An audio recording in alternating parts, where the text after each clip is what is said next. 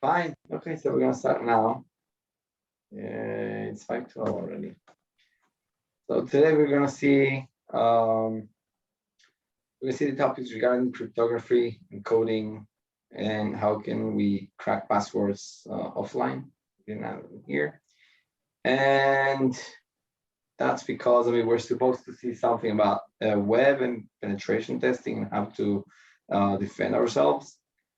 But it's a cleaning, and we will have like 3 weeks, like almost a month off. So just in case you're wondering, there won't be any homework today.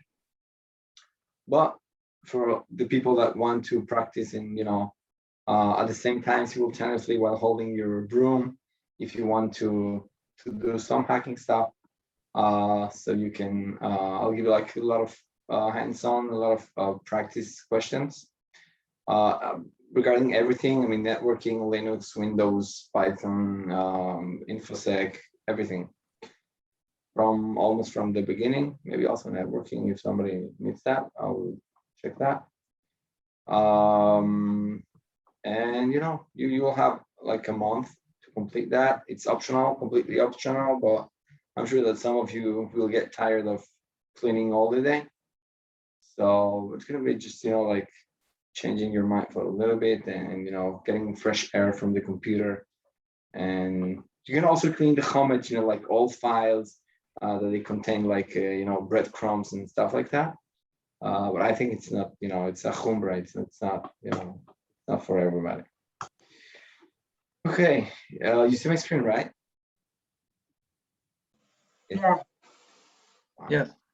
The objective for today, again, are going to be some cryptography fundamentals, and we're going to see probably some overlapping topics that we talked at least earlier, but we're going to just be more clear about this topic, about SSH keys and SSL keys, public private keys, stuff like that. And then we will see a little bit about encryption, some algorithms. We're gonna go in to really deep into how exactly they work.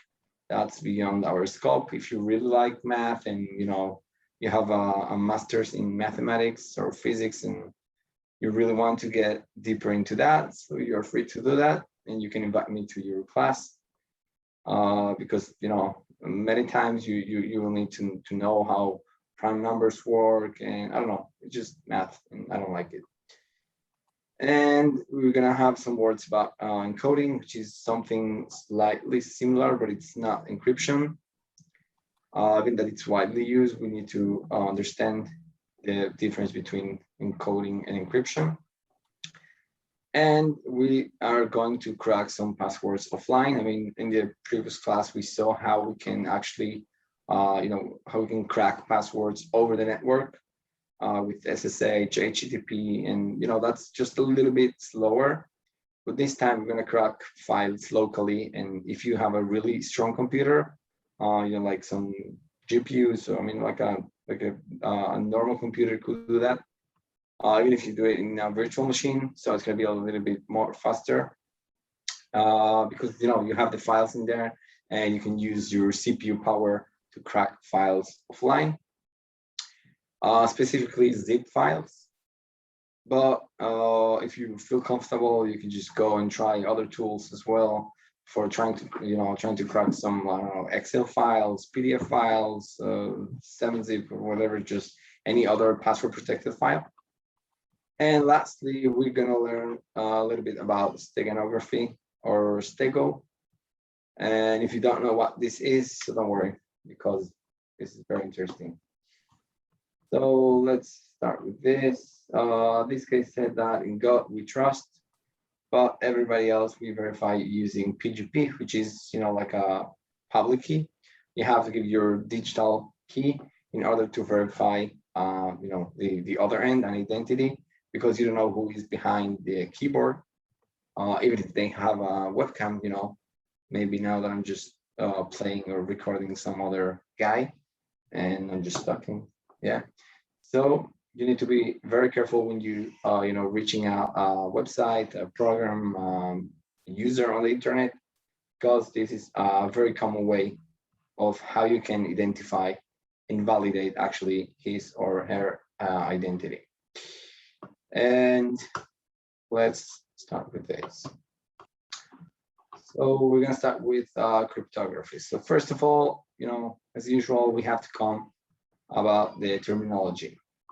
So what's exactly cryptography? So cryptography is the science of protecting confidentiality and integrity of data.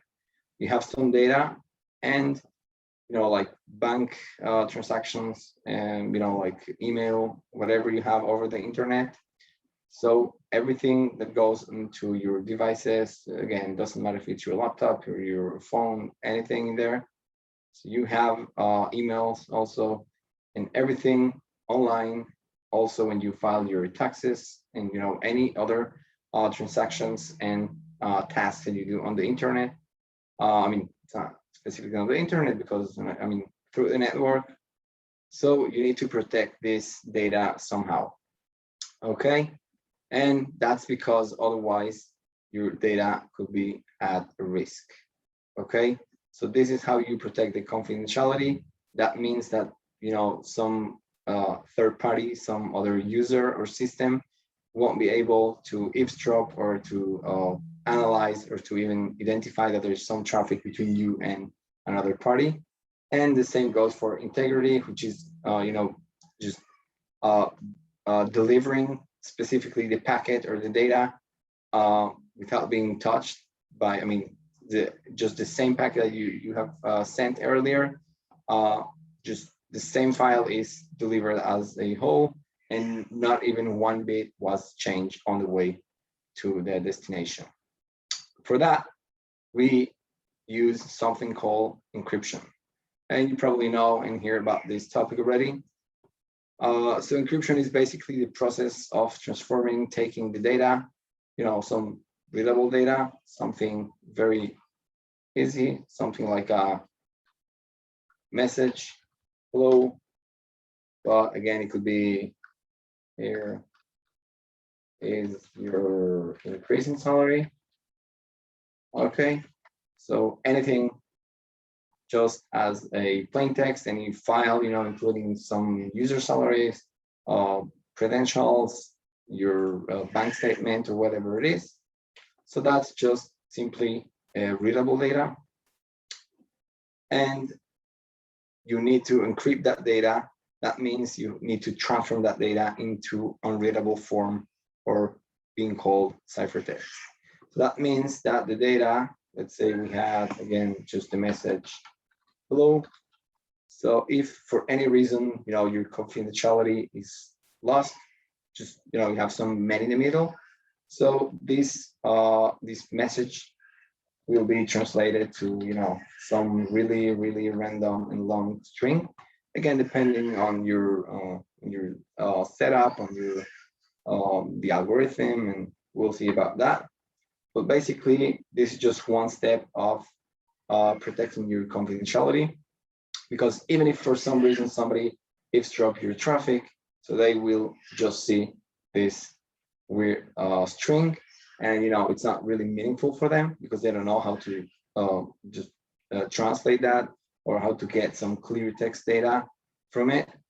And that's what the encryption is doing. Now, on the other side, there's the decryption, which is the other way, which is the process of actually recovering or transforming back the previous plain text data from the ciphertext. So we have, I have to remember what was that. So we have some long and random data in here. So we have the ability to bring that back into clear text, whatever the message was, hello, or again, your salaries, or whatever the confidential message was. And that's called decryption. So again, encryption means to convert the text, the clear text, into some gibberish, into sometimes binary data.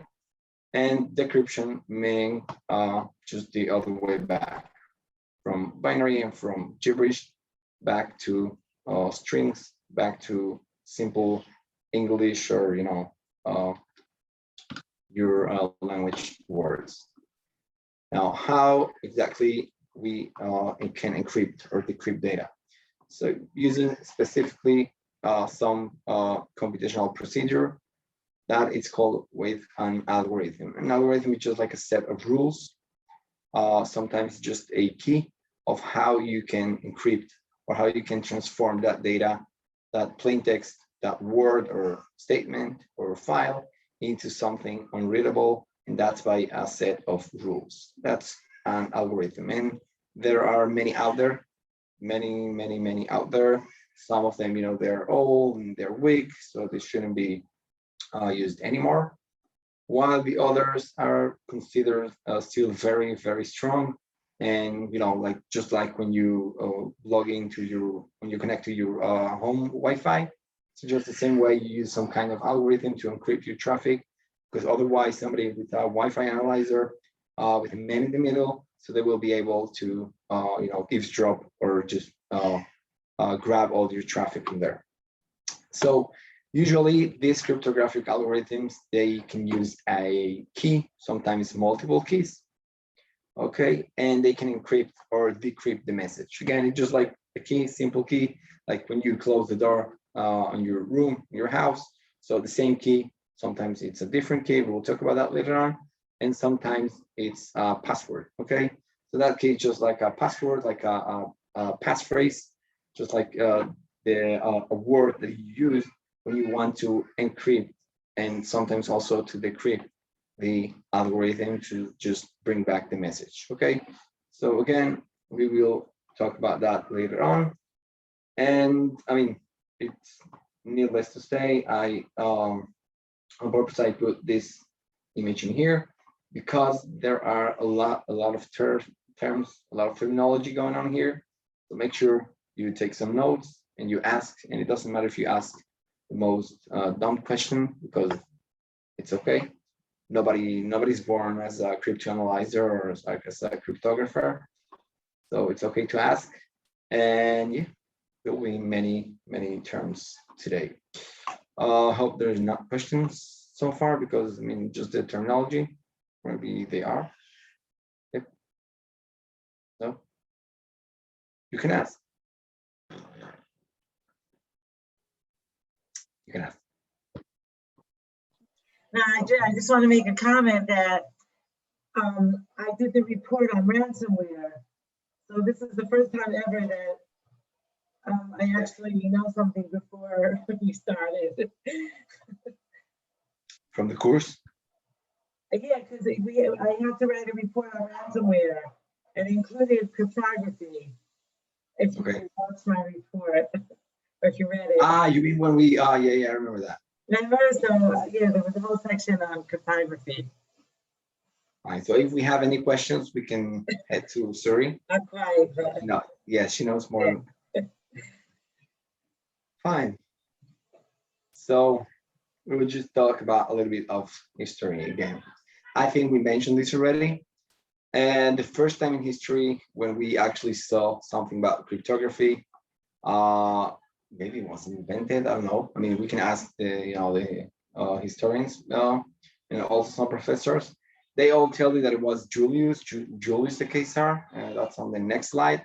But according to my short research, so Julius was around 2000, and I think it was 2,650 years ago. I mean, somewhere around. Okay, and Yirmiyahu, or basically the first Beis Hamikdash, was about 3,000, almost 200 years ago. So that means that there were 600 or 500 years between Yirmiyahu and the Julius Caesar. That's why I say, I mean, maybe it wasn't unintended, but Yirmiyahu was the inventor of the cryptography, and we'll see that how. So basically, yeah, I feel like a Dafa Yomi rabbi now. So yeah. So basically, where's the frack? Where's the frack? The frack? No, it's too hot now. You mean the pay? I'm just, So Basically, the pasuk says Melech Sheshach, that the king will drink after them. I don't really know the history. I mean, I know that he's talking about some Musar giving to Yidden, and then it was like previous the destruction of the Beis Hamikdash. But basically, he said Melech Sheshach, and Sheshach is just a city, okay, that at that time it didn't even exist. And if you take a look at the Metzudos there, it says Sheshach uBavel be'atbash, okay? So atbash is basically an algorithm, okay? And let's write that here, atbash, that's the algorithm that he used. And that's because, let's use this thing. Okay, so I always get the same issue. Okay, so what's atbash? Atbash basically means that you change the aleph, okay, just the first letter, and you substitute that, you replace that letter by a taf. And the same thing for base, shin, gimel, and same thing, okay? So basically, I mean, it's a very, very easy algorithm. And actually there are, I think, 3 or 4 psukim that it says the same word.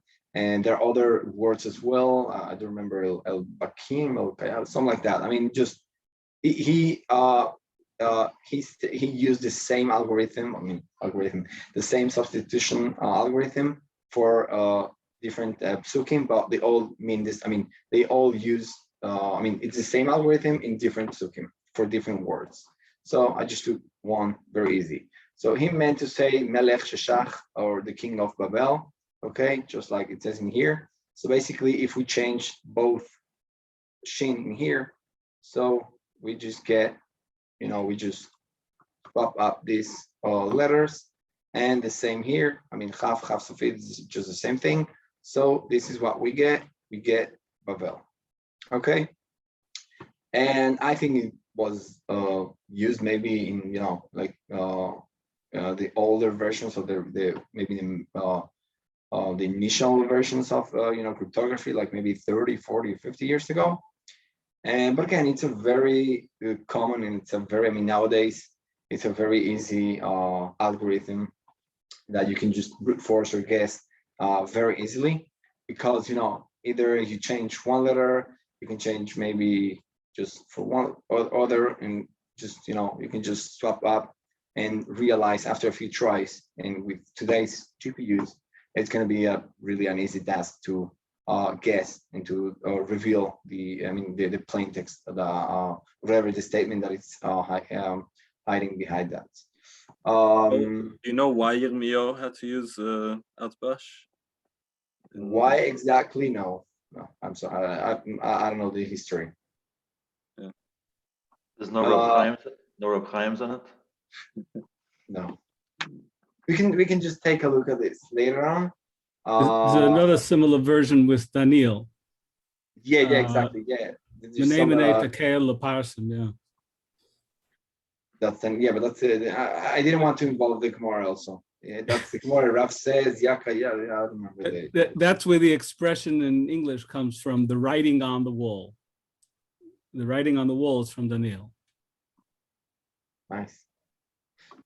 Okay, so again, that's how the first algorithm actually was being used. And Leo, what about gematria? Is that also considered?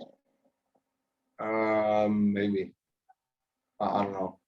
I mean, at least I don't know. I like cryptographic algorithms using that, but I'm sure that there is also something related to this. So basically, gematria could be something like hexadecimal, like aleph meaning 1, and like this, base 2, and you can send just random. Yeah, it could be also. Why not?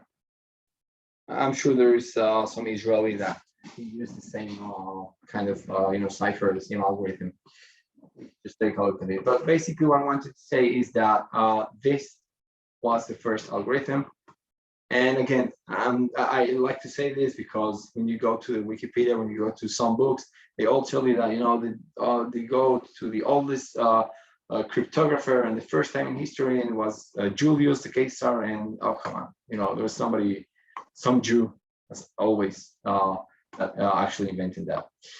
So that was all for this part. Okay, any questions? No, you're already thinking about the pasuk and Yirmiyahu, and you can just take a look at the Wikipedia here. Where's that?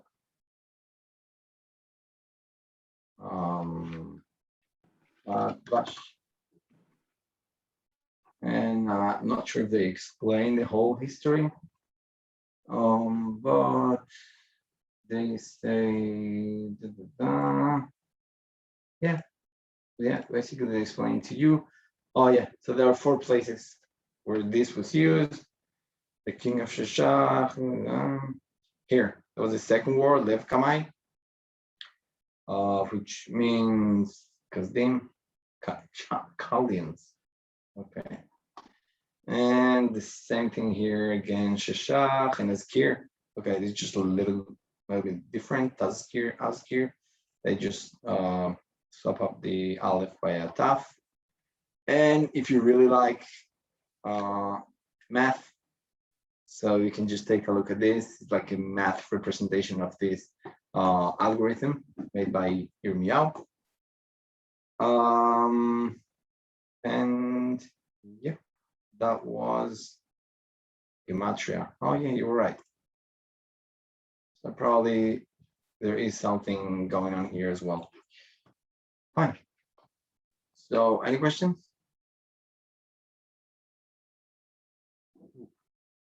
Fine. So we get now to actually the first, or at least the first, the widely recognized cipher made by the Caesar. So it was said to be from the creator was Julius Caesar, and I think that's that guy. I don't know. Does he look like a Greek Caesar? I don't know. I was thinking like, you know, with some you know, something on the hair and then, you know, some beard maybe, I don't know.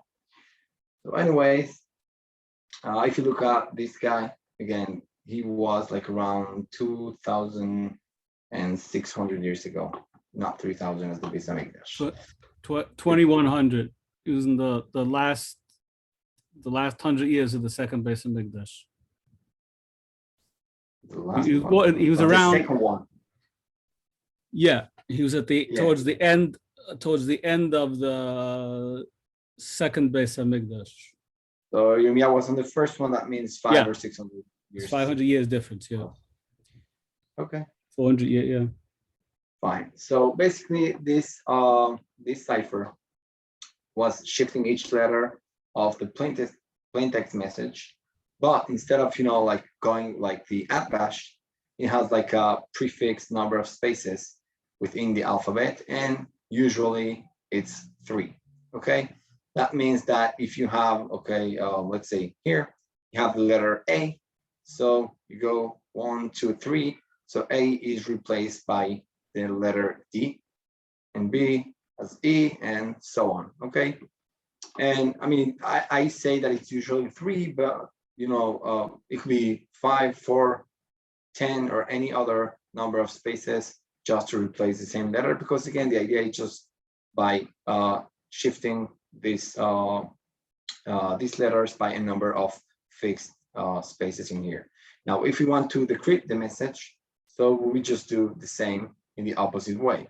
That means if A was equal to A, or place of A plus 3, so now D is going to be D minus 3, and we're going to get back the A. Okay, just basic math. I think that it's not so hard. So if we want to encrypt, we just write letter. Again, it could be A, B, C, D, any letter from the alphabet, plus 3. And if we want to decrypt, we just use letter minus 3. Okay, nothing so hard, quite easy. And again, I say that it's usually 3, but it could be just any other number. Obviously, you have to use the same one, the same number for encryption as for decryption as well. So if it was 5 for encryption, that'll be also for decryption. So that was just a basic example. Now, if you want to see a real example here, so we have this few letters in here: W, C, R, P, H, W, blank space, U, R, F, and V, which, it doesn't really mean something to us. It looks like maybe Polish, or I don't know, like Zulu or some, some random language in here. And if you change that in using the Quasar cipher, so you'll get this text as Summit Rocks. Okay. And let's go. I put this link in here, but there are many, many other encoders, or actually online resources just to encrypt or decrypt by using these and other algorithms. So you can just click on this link, and let's see if we get something in here. So let's first just choose the Quasar cipher in here. Let me just maximize my screen. And we're going to use 3 because, again, that's the default. And we're going to write here by the plain text WCRPHW. Want to decode. So we want to do WCRPHW, URF, and V. And you can see here on the right, that's the decrypted or the plain text that it's hiding in this little string, okay? And you can just play around with the option here, in our case, strict. And obviously, if you add some non-English letters in here, so you'll get just a different result. And the same applies here if you just change the shift number 4, so you will get something completely different and not really meaningful as before. Okay. And over here, we can just check many other ciphers. Maybe a few of them we will see and talk about them just now. So that was just the Julius Caesar's cipher. Again, nothing really hard, just shifting the letters by 3 spaces, and that's all. Now, a modern variation of this cipher is the ROT 13. And why 13? Because if you rotate once, that means A plus 13. So the next time you will do it, either you do, like minus 13, or you do again. Let's do word. So it's going to be letter plus 13 places. So if we do again 13 places, so that's the decryption, because if you remember, there are 26 letters by the English alphabet. That's not true for Spanish, and I'm not sure about French or other languages as well. Spanish has 27 letters, but at least for the English alphabet, again, if we do plus 13, so that will be the encryption. And if we do again for the decryption, we just take the same letter and we add once again in 13 spaces. We just switch the letter by the actual position, so we will get back the just the previous letter, or the real plain text. Okay, and that's just a little easier probably for computers when you go and instead of doing math plus minus here, you just do like some rotation rounds in here, plus 13, and you can do plus 13 and plus 13, or just go 26 if you want to get back the clear message. And let's go back to our thing in here.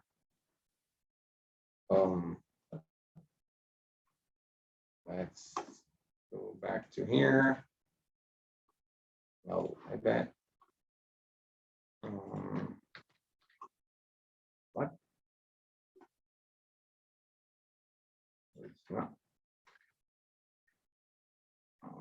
Okay.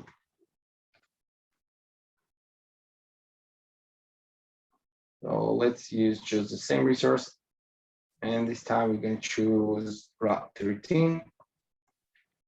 And we're just going to do, okay, no, let's use the same key source. What was that? Same key source, but this time we will use 13. I mean, it's just the same thing. Again, we said the key source cipher just substitutes and replaces the letter for a specific number of spaces, which again, the default is 3, but this time it's going to be 13. So we're going to do, let's do hello. Okay, it's going to be this random thing. If we do now 26, so we get just the same result, because again, going over 13 more letters means that we just go back to the same letter, or basically decrypting the message. Okay, nothing really hard. You can just count and realize that there are actually 26 letters in the English alphabet, and this is how you can achieve the same result. Now, okay, so we said that rotating twice, that's just enough for decryption. And this is the basic tool set on Linux and Unix. I think nowadays it's just, something has changed because it's not so secure, but it was just used on earlier versions of these operating systems. Yep. Any questions?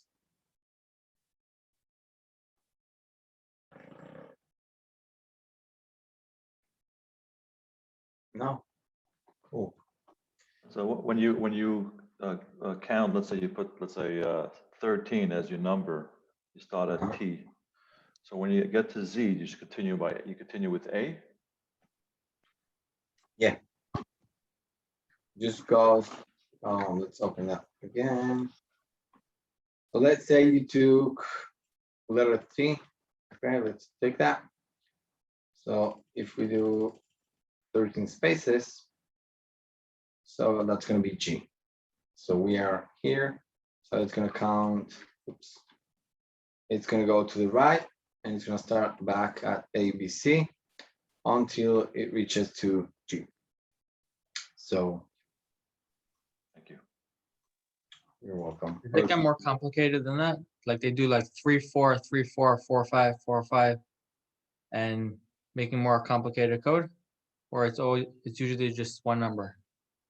No, but this specific cipher is just one number. I mean, again, it was one of the first algorithms. So the only thing that you do is just replacing the letter by some spaces. Again, it could be 15 again, but you will get the same result, because there's nothing complicated in here. There's no symbols, there's no numbers in here, and there's only 26 letters. So that was all for that algorithm. I mean, you could just change some rules in here, but still for ring charts you can include them. But again, it's just it's a very basic and not so strong algorithm that was being used in here. Again, KSARS was shifting by a specific number of spaces, but route 13 was using specifically 13, again, just half of the alphabet. And you can see down here some other variations. And we will talk about maybe, I don't know, just some other variations in here. So, yeah. Anyone else?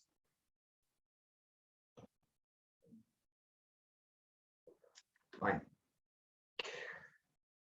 So let's move on. So that was all for the crypto. I gave you already the link. It's down here. You can just play around with that. And it's a very basic algorithm. Now let's see something about symmetric and asymmetric cryptography. So first of all, we learned now that there's something called a cipher, the algorithm that's going on there, and it's doing the encryption, it's hiding the data. Okay, now there is something called symmetric encryption, which is basically what we saw now.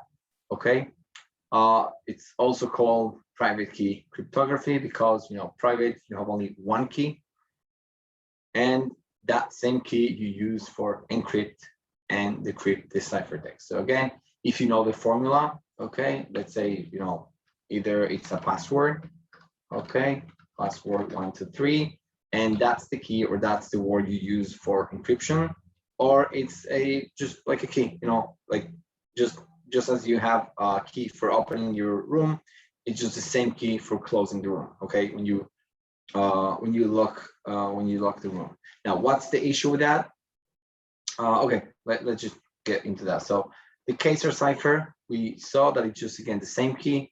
Use +3, then we can use -3, or again for ROT 13, it's going to be the same. You do +13, you could do again +13 or -13. So anyone that knows this formula is going to be able to encrypt and obviously decrypt the message. Now, what the problem is in here. So first of all, you see that the key is being shared. There's something called key exchange. When you want to talk to another end, let's say you are, okay, let's say you are here, okay, and then you want to talk over the internet with another server in here, okay? It doesn't matter if it's a mail server or if it's Google Docs or whatever, any other service that it's around the internet.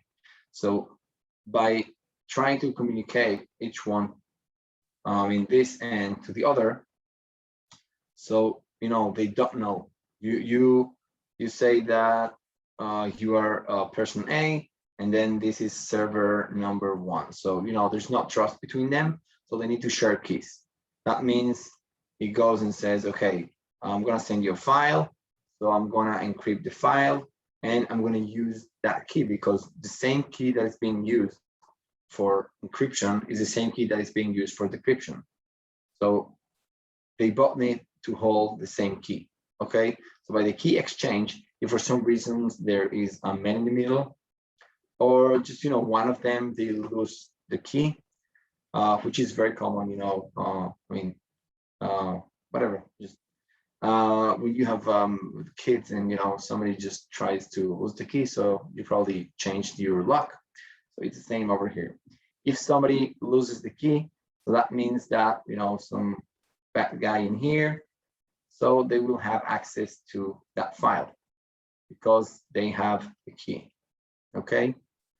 If you change the formula, if you change the key, so the data will be lost because, you know, you just have another formula, you have another number for opening that file because, again, the file was opened with, was closed, actually was encrypted with key number 1, which is the one that this guy has grabbed somehow.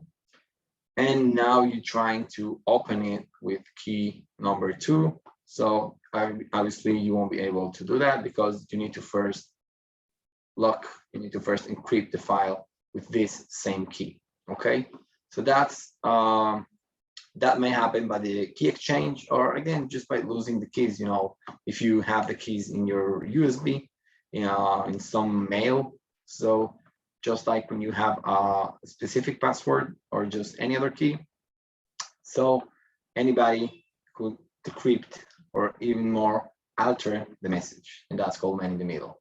Okay, so that means that if this guy was listening the traffic in here, so they could intercept the traffic and, you know, send the message instead of being hello, the message could be changed to goodbye.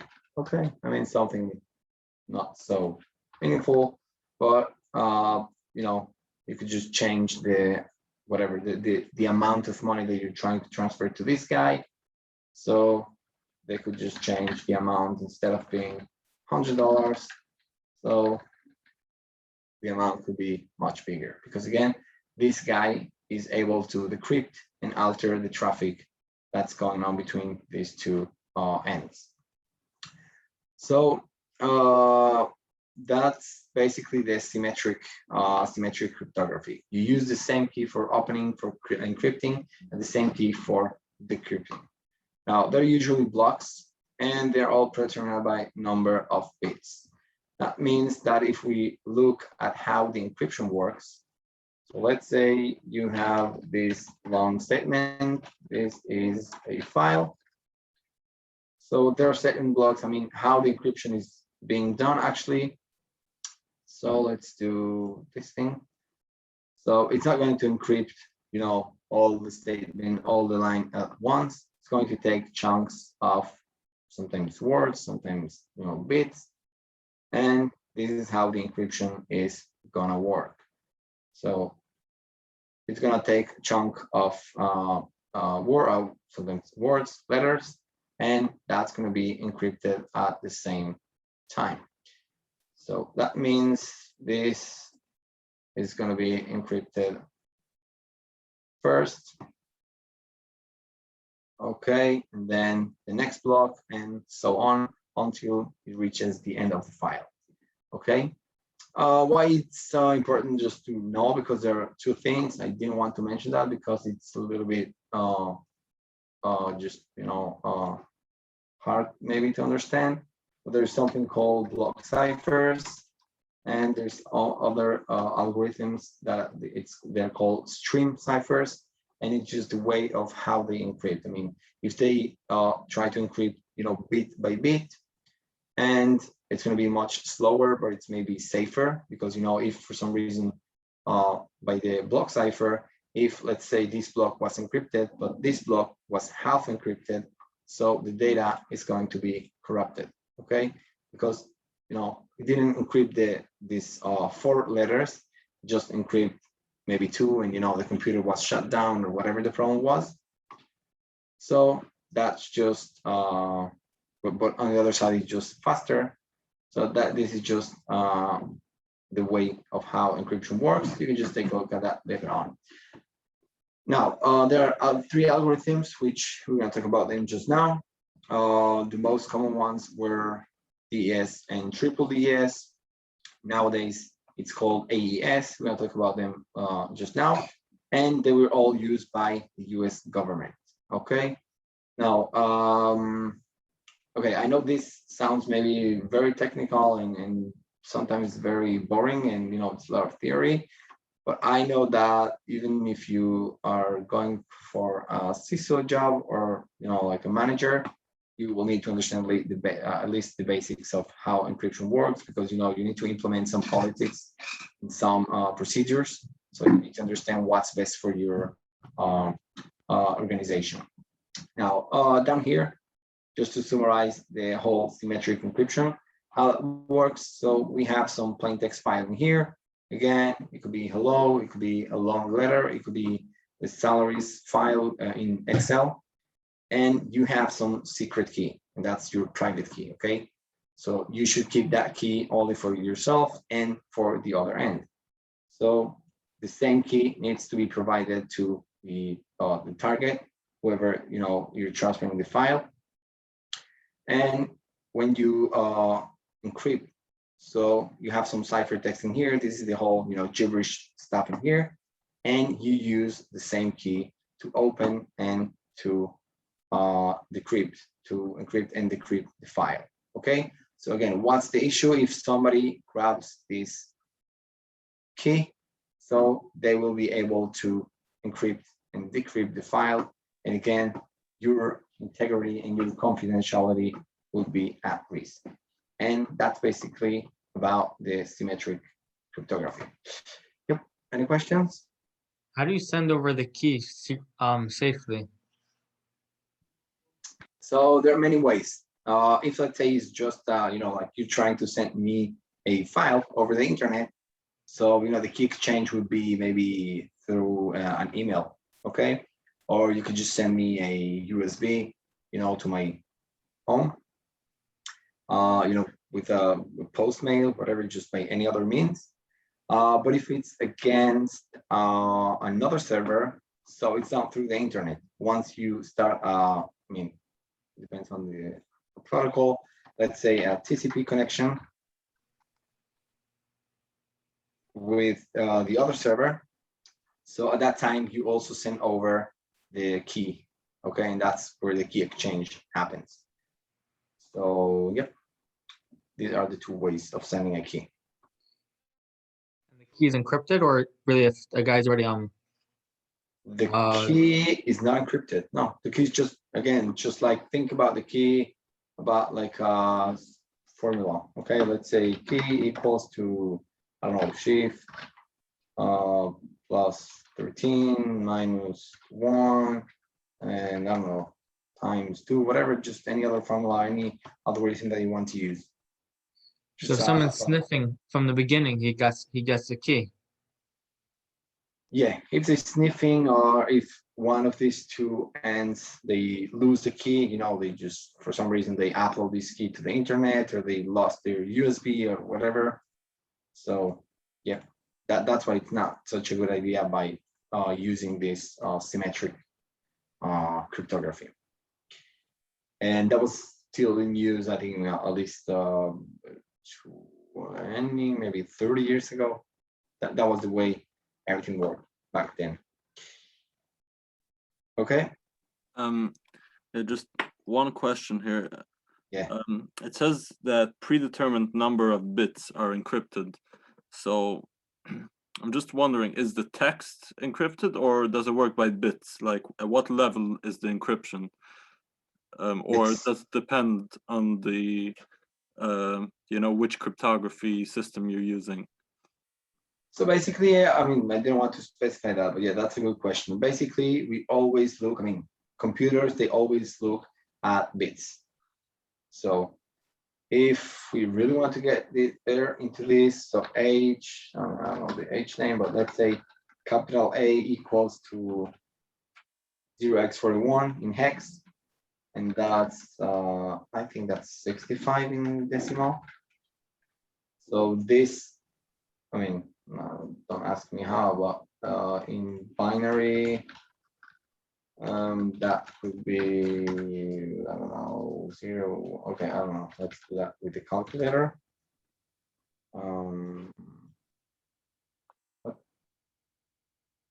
So programmer 65. So this is this number in binary. Oops. So the computer looks at this, and they just shift it to, you know, whatever the algorithm has been set, maybe 001, 0001, and that's where the, I mean, that's how the encryption works. Okay. Again, I didn't want to get into that, but if you're asking already, there is some bitwise operations going on there. If you ever hear about OR, XOR, and NOT, and yeah, if you work with electricity, so you know all these operations there. And yeah, this is basically how this works. Because when you write predetermined number of bits, so it could be like that you take the bits of one letter and a bit of the bits of another letter, and you scramble it together. And yeah, but it doesn't matter. I mean, we'll need to get into a binary example. I mean, again, it works either by a stream cipher that it's just looking at each and every bit, or by blocks, which is usually, I mean, depends on the algorithm, but it could be 128, maybe 56, 64, it depends on the algorithm. But there are some binary operations that they're being in place, and the computer knows how to actually get back the whole message. I mean, I understand that if you have some numbers in here, and let's say your A, or whatever, just your word ends in here, and the algorithm takes only the first eight digits.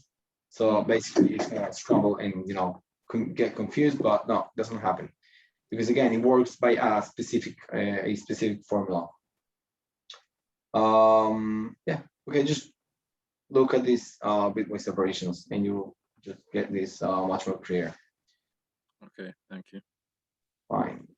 Can I ask a question? Yeah, sure.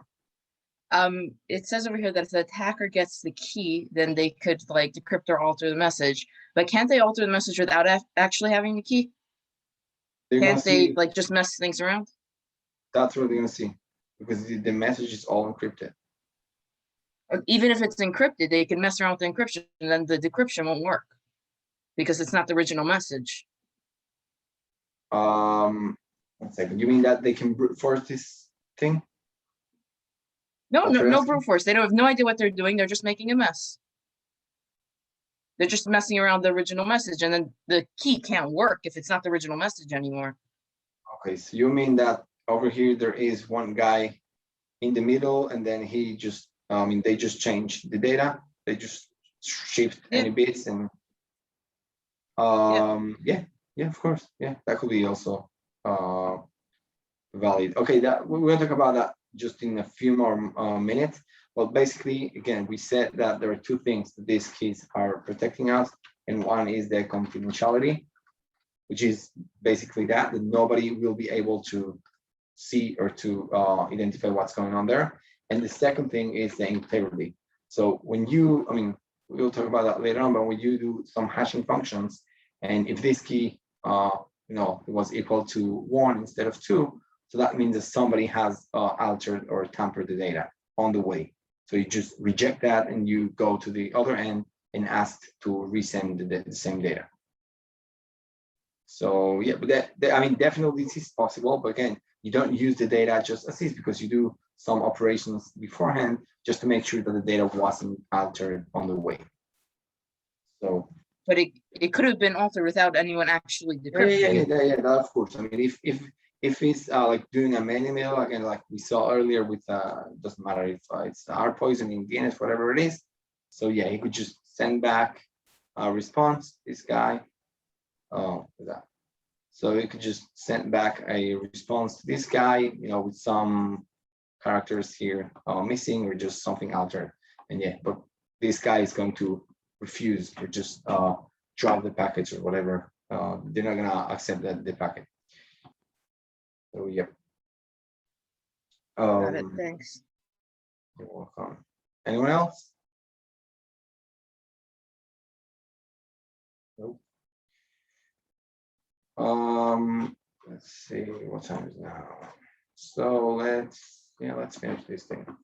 Okay, so we talk about the algorithms here. Okay, this is the symmetric key, and we talk about these three mainly used algorithms. So the first one was called DES. I don't remember the acronyms, we can just Google for that. And it came around 1976 when we were all very, very young.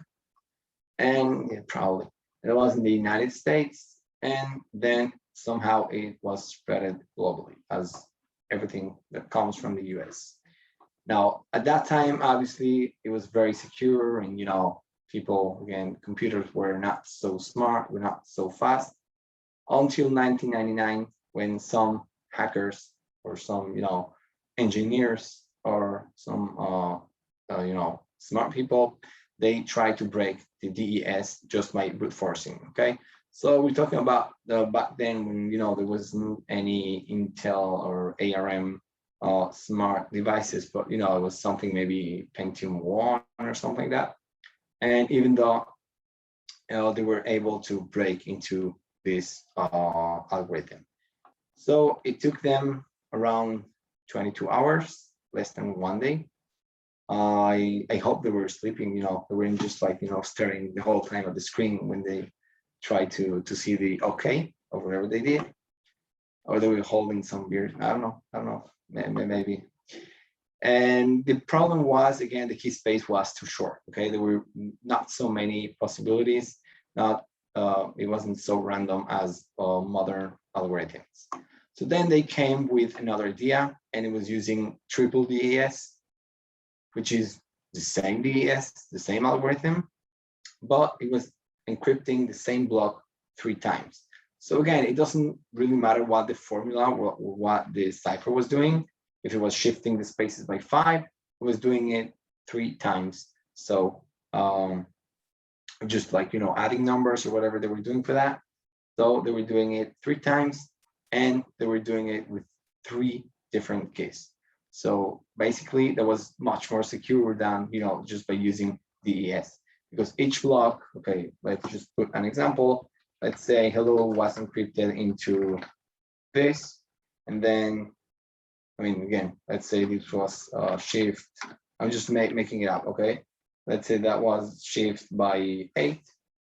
Okay, so then this was also shift by 2, and so on and so forth.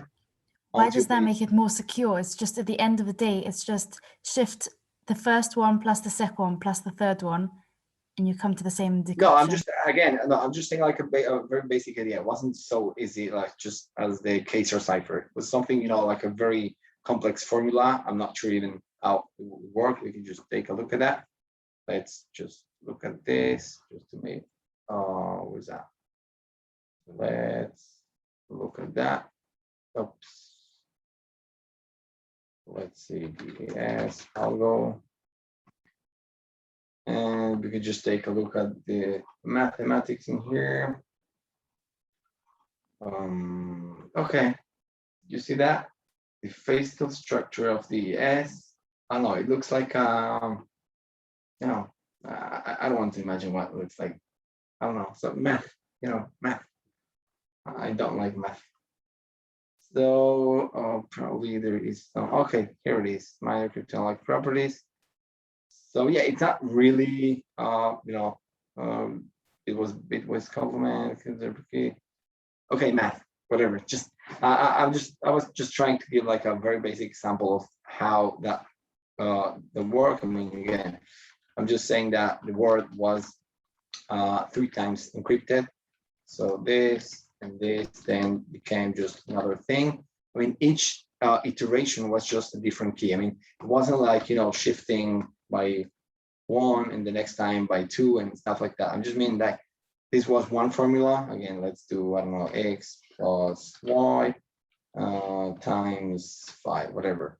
And then the next iteration was maybe times 9. I don't know. I'm just making it out just to so that it looks a little bit more clear. So DES was doing it only once, only the first iteration. So again, just like guessing only one formula, and triple DES was doing it 3 times with 3 different keys. Okay, and that was back in 1999. Now, what happened next was that the U.S. government, they just replaced DES with AES. I mean, both triple DES. I'm not sure if it was cracked or not. Just they used longer, just more, they took more bits.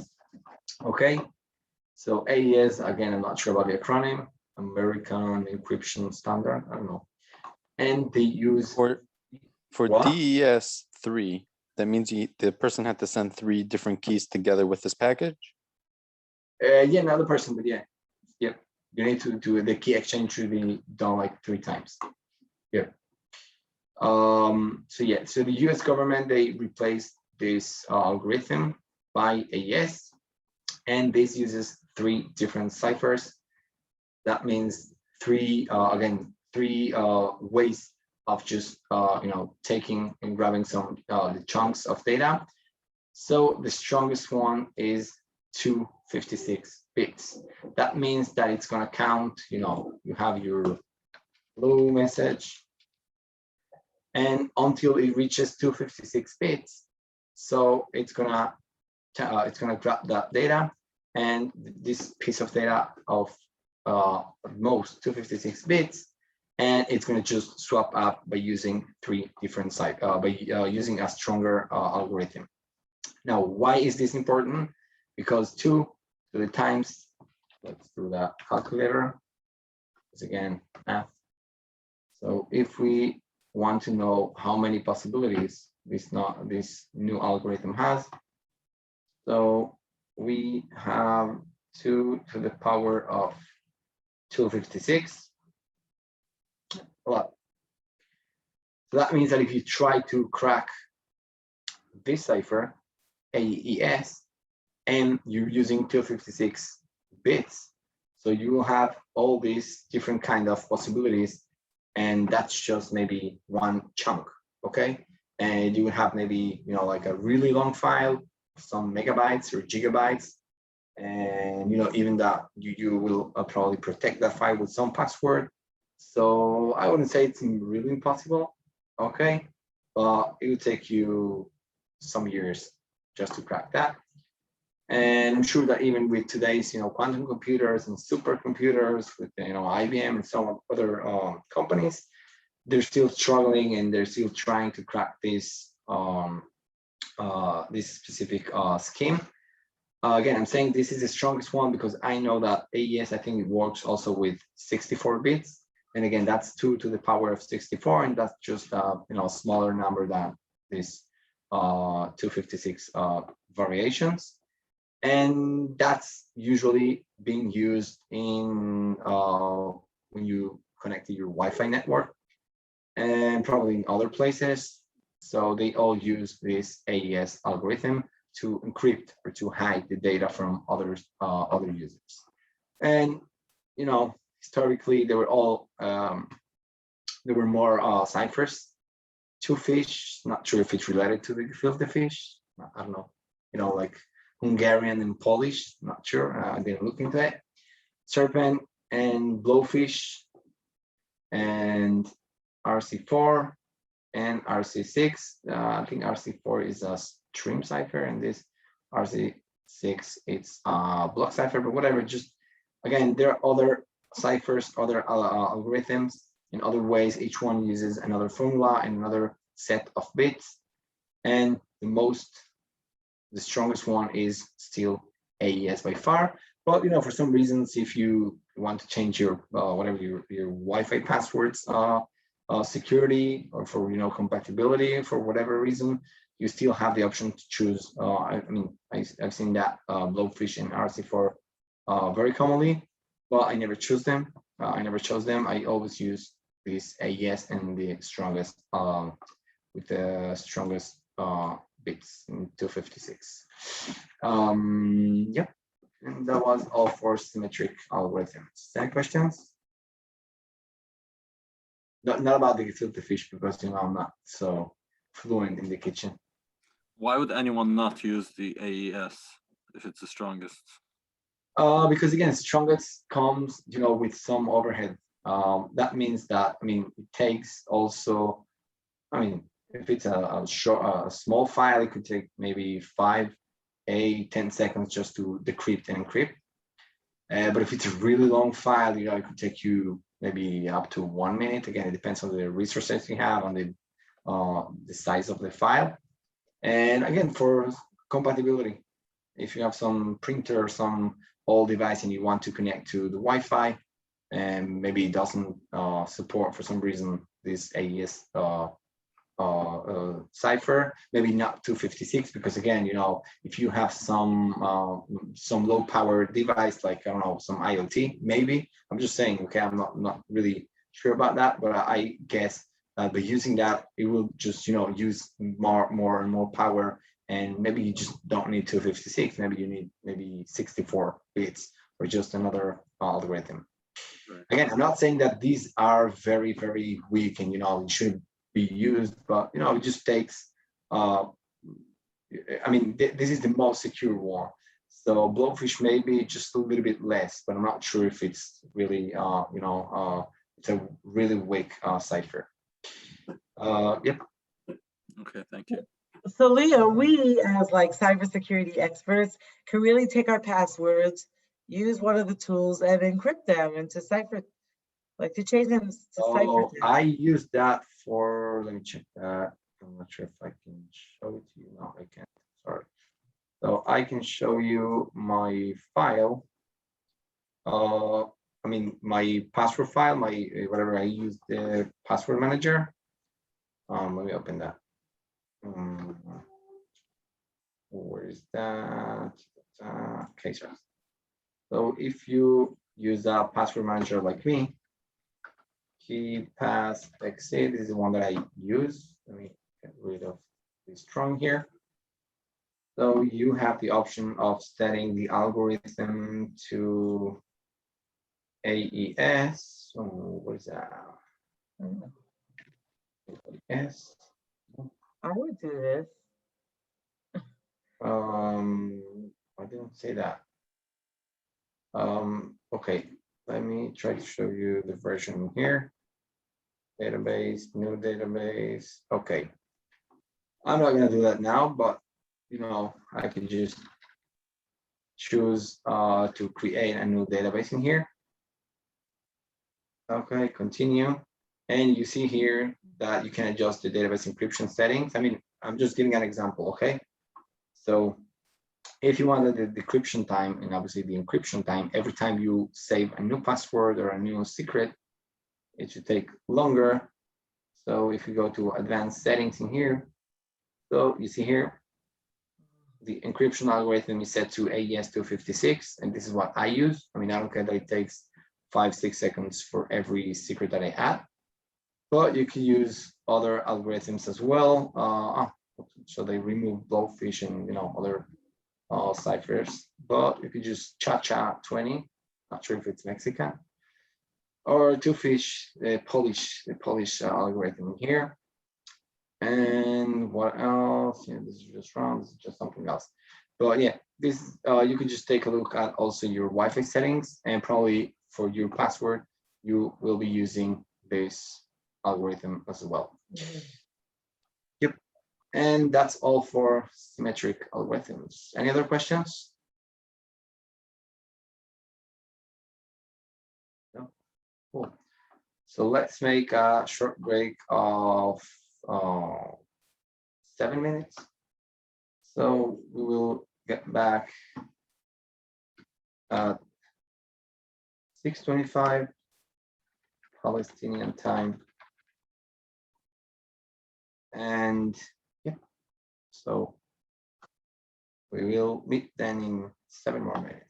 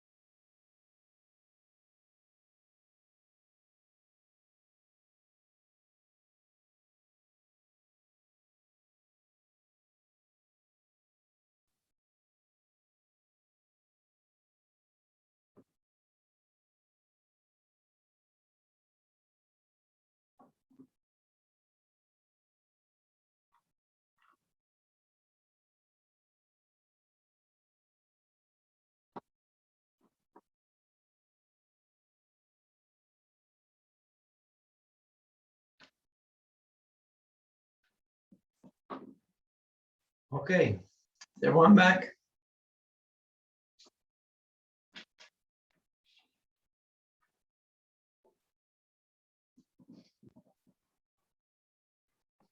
I'm back.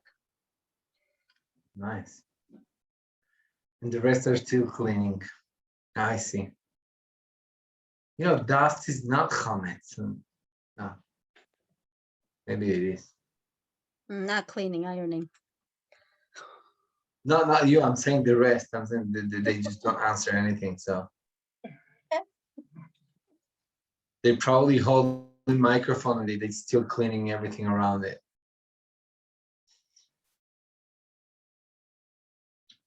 No, I'm just kidding. Fine.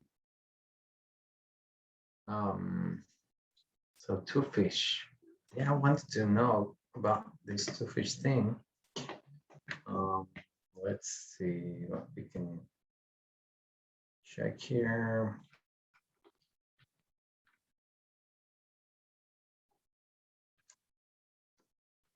Two fish algo. So Bruce Schneier, okay, this guy is in IBM. So why is it called two fish? Oh, interesting how it works, huh? I mean, it's very easy. It's just, you know, the plain text goes into ciphertext and yeah, some NDS. K0, K2, 15 more rounds. And so blowfish. Why do you use such a weird names? Blowfish. Okay. Doesn't say anything about it. Fine. Okay, so I hope everyone is back. So we'll see about the asymmetric encryption now. So the previous one, you see my screen, right? Yeah, sure. So the previous one was called symmetric and it was the private key. Again, because whenever your key is exposed or is lost or stolen, so your whole encryption gets ruined. Okay, so you know it's just one key and nothing more. So something. Wait, why we didn't?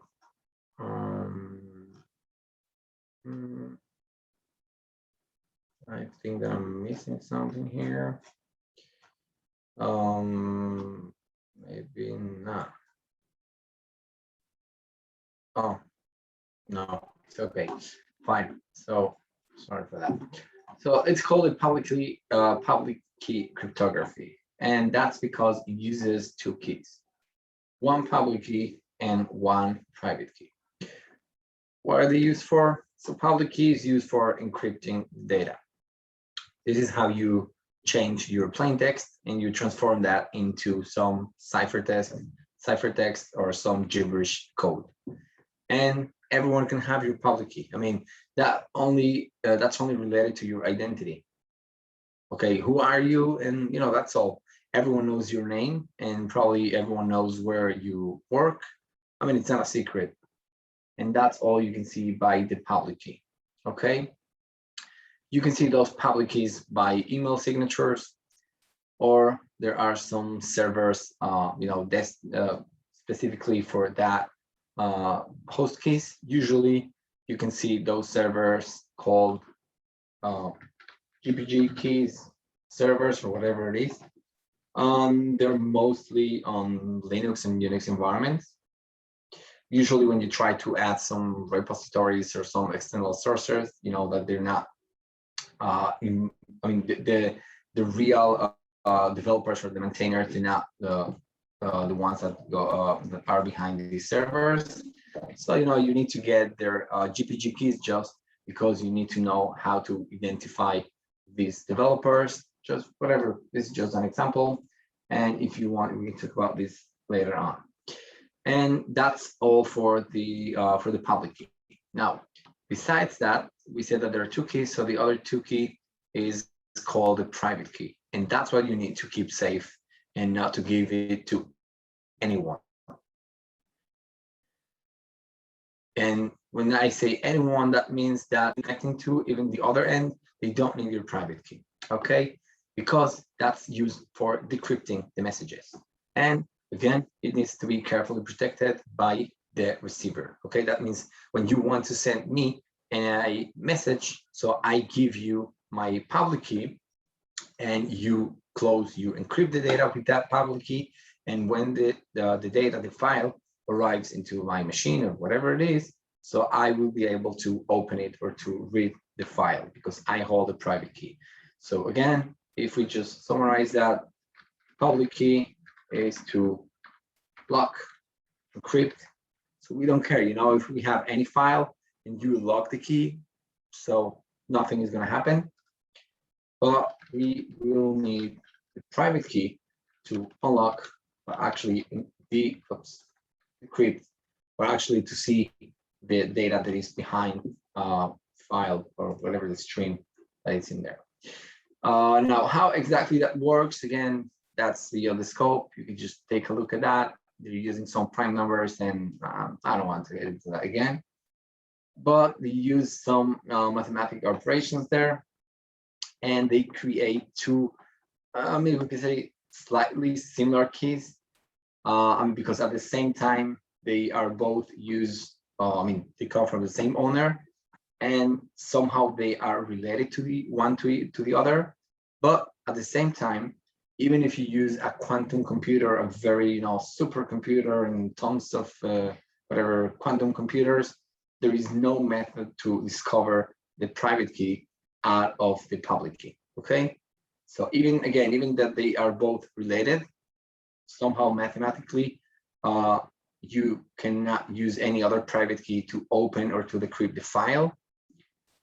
And at the same time, you cannot relate, or there is some way to relate that, but there's no way to find out or to discover the private key out of just the public key. And that's why this is very secure, because again, you can just use this public key, it's not a password, but it's somehow of credential, and you give it to anyone that tries to connect to you, anyone that tries to check your identity, and you don't pose any risk, and nothing is going to happen if you just expose your public key. But yeah. But how does it work? Like when I send a message, I choose what kind of encryption I want to send it with? No, you don't send the encryption, you send your public key. But how could I assign the type of encryption before I send something? So, okay, so let's go down here to this thing. Let's say I want to send you some data, okay? Usually, Alice and Bob, or Moish and Sarah, if you want to change that, just to be some room. So Alice wants to send this text file. Again, some confidential data is going on there, and whatever it's written here. So the first step is Bob is going to hand in to Alice, and he's going to send his public key. And it doesn't matter how he sends that key, through the internet, the USB thumb drive, it doesn't matter, again, because this is not a risk. This only has some identity in here. Probably it says name Bob, location, I don't know, Egypt, and maybe expiration, I think it says. Just some not so confidential data. That's what I mean. So this is going to be used by Alice to encrypt the data. Okay, so she's going to encrypt this file with this public key. Okay, and then when Bob wants to open the file, wants to decrypt the file, he's going to use his own private key. Okay, this private key is not shared, but this public key, it is shared over the internet. Now, again, how does that work exactly? It's math. Okay, so I don't want to get into that. But if you really want to go there, so let's go a little bit to here. Asymmetric keys. Okay, publicly cryptography. Let's go to the implementation. I didn't have that.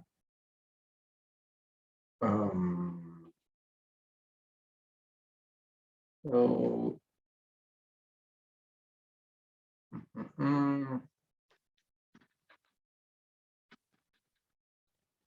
let's just look at this. Okay, that's the RSA, that's the next topic.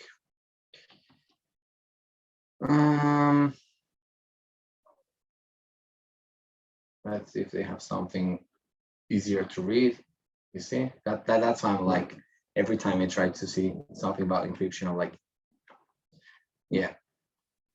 So how does that work? No, doesn't say anything.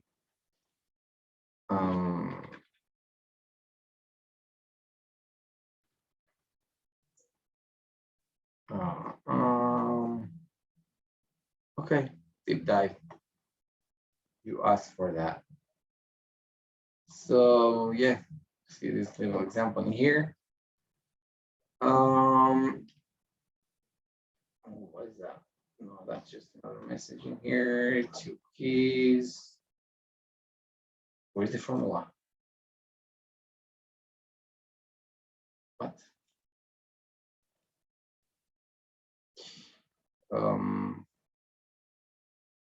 Not sure what it is. So anyways, it's a little bit about math. Yeah. Now, my question is not how it works with the math. How, when you send the message, how do you say, please send this with an asymmetric, cryptography? So it depends on the Once you send- implementation or on the encryption and the level of encryption of each device or each protocol. The most common example is by the URL. When you try to connect to, I mean, in this case is google.com. So you give out your public key and yeah, something like that. And they also give, I mean, Google or whatever, the other server gives you back their public key. And this is how it works. I mean, So the each key exchange is, sorry. yeah, the key exchange happens here. I mean, by the browser. It's transparent to you, but you know, you just open Wireshark and see the whole traffic going on there. So each URL just decides, like each company decides how they're going to be sending the messages, if it's going to be asymmetric or symmetric. I mean, again, it's not the companies, it's actually the program or the protocol they're using. In this case, we are communicating with, with Google.com, we're communicating through HTTPS. So HTTPS, because it uses a newer version of SSL, or actually TLS. Right, that TLS nowadays is 1.2 or 1.3 SSL. Okay, so basically this means that they're using asymmetric encryption. Okay. But yeah, again, it depends on the program, depends on everything.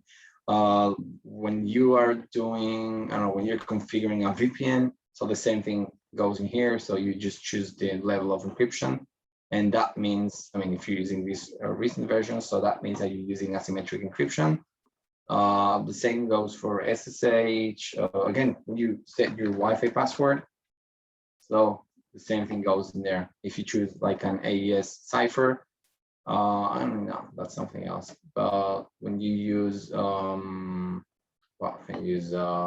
with SSH, okay, we see maybe an example of SSH.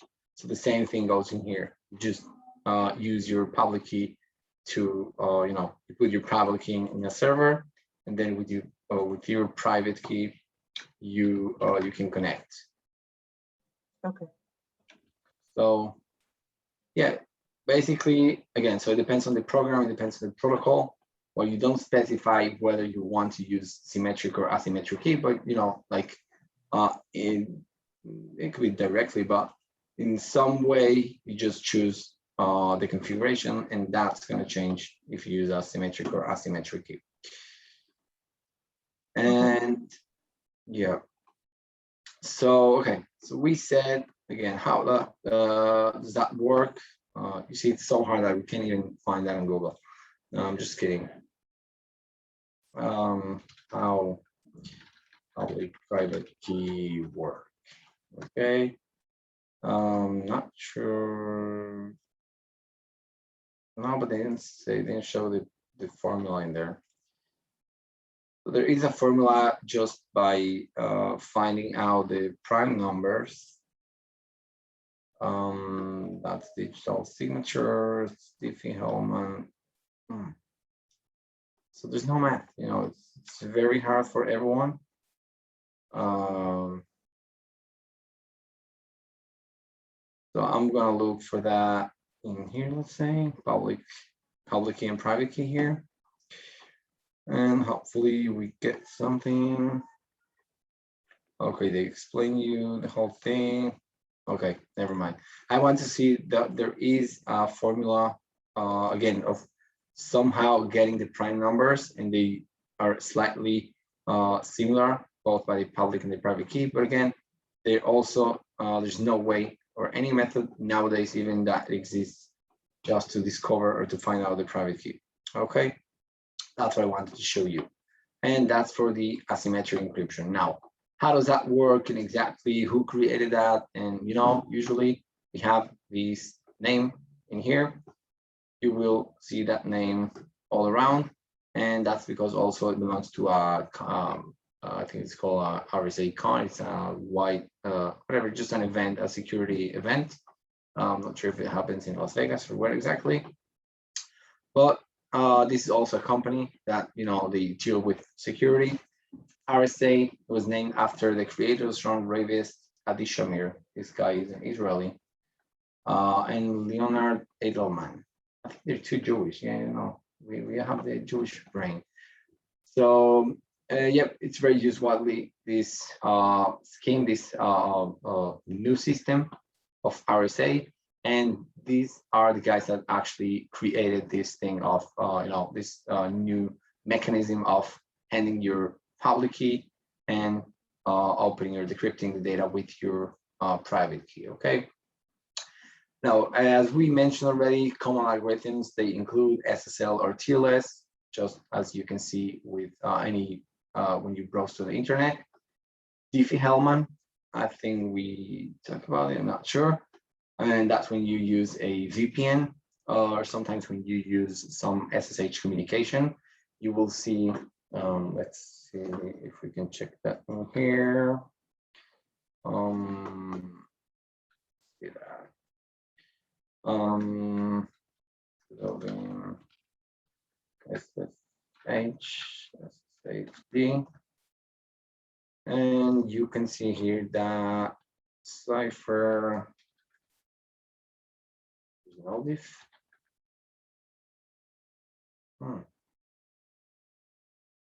So you can just change the algorithm here. I mean, the key exchange algorithm, just to use a stronger version. Maybe we need to add that. Okay, anyways, that's the host key. So let's see. Okay, so Diffie-Hellman was, that's the standard. Yeah. So anyways, Diffie-Hellman is related to SSH and to the VPN as well. I mean, again, this is used for the key exchange. Okay, when both ends they exchange the keys, public keys. So there is some algorithm going on there, because that also needs to be encrypted, because it's going to be through the internet. Besides that, there's something called PGP. I think it's pretty, again, I don't remember the name. It's a very funny name, at least for me. Oops, PGP. Pretty good privacy. Bill Zimmerman, yeah, sounds like a Jewish guy, right? No, not Jewish. Maybe they didn't want to add that he was Jewish.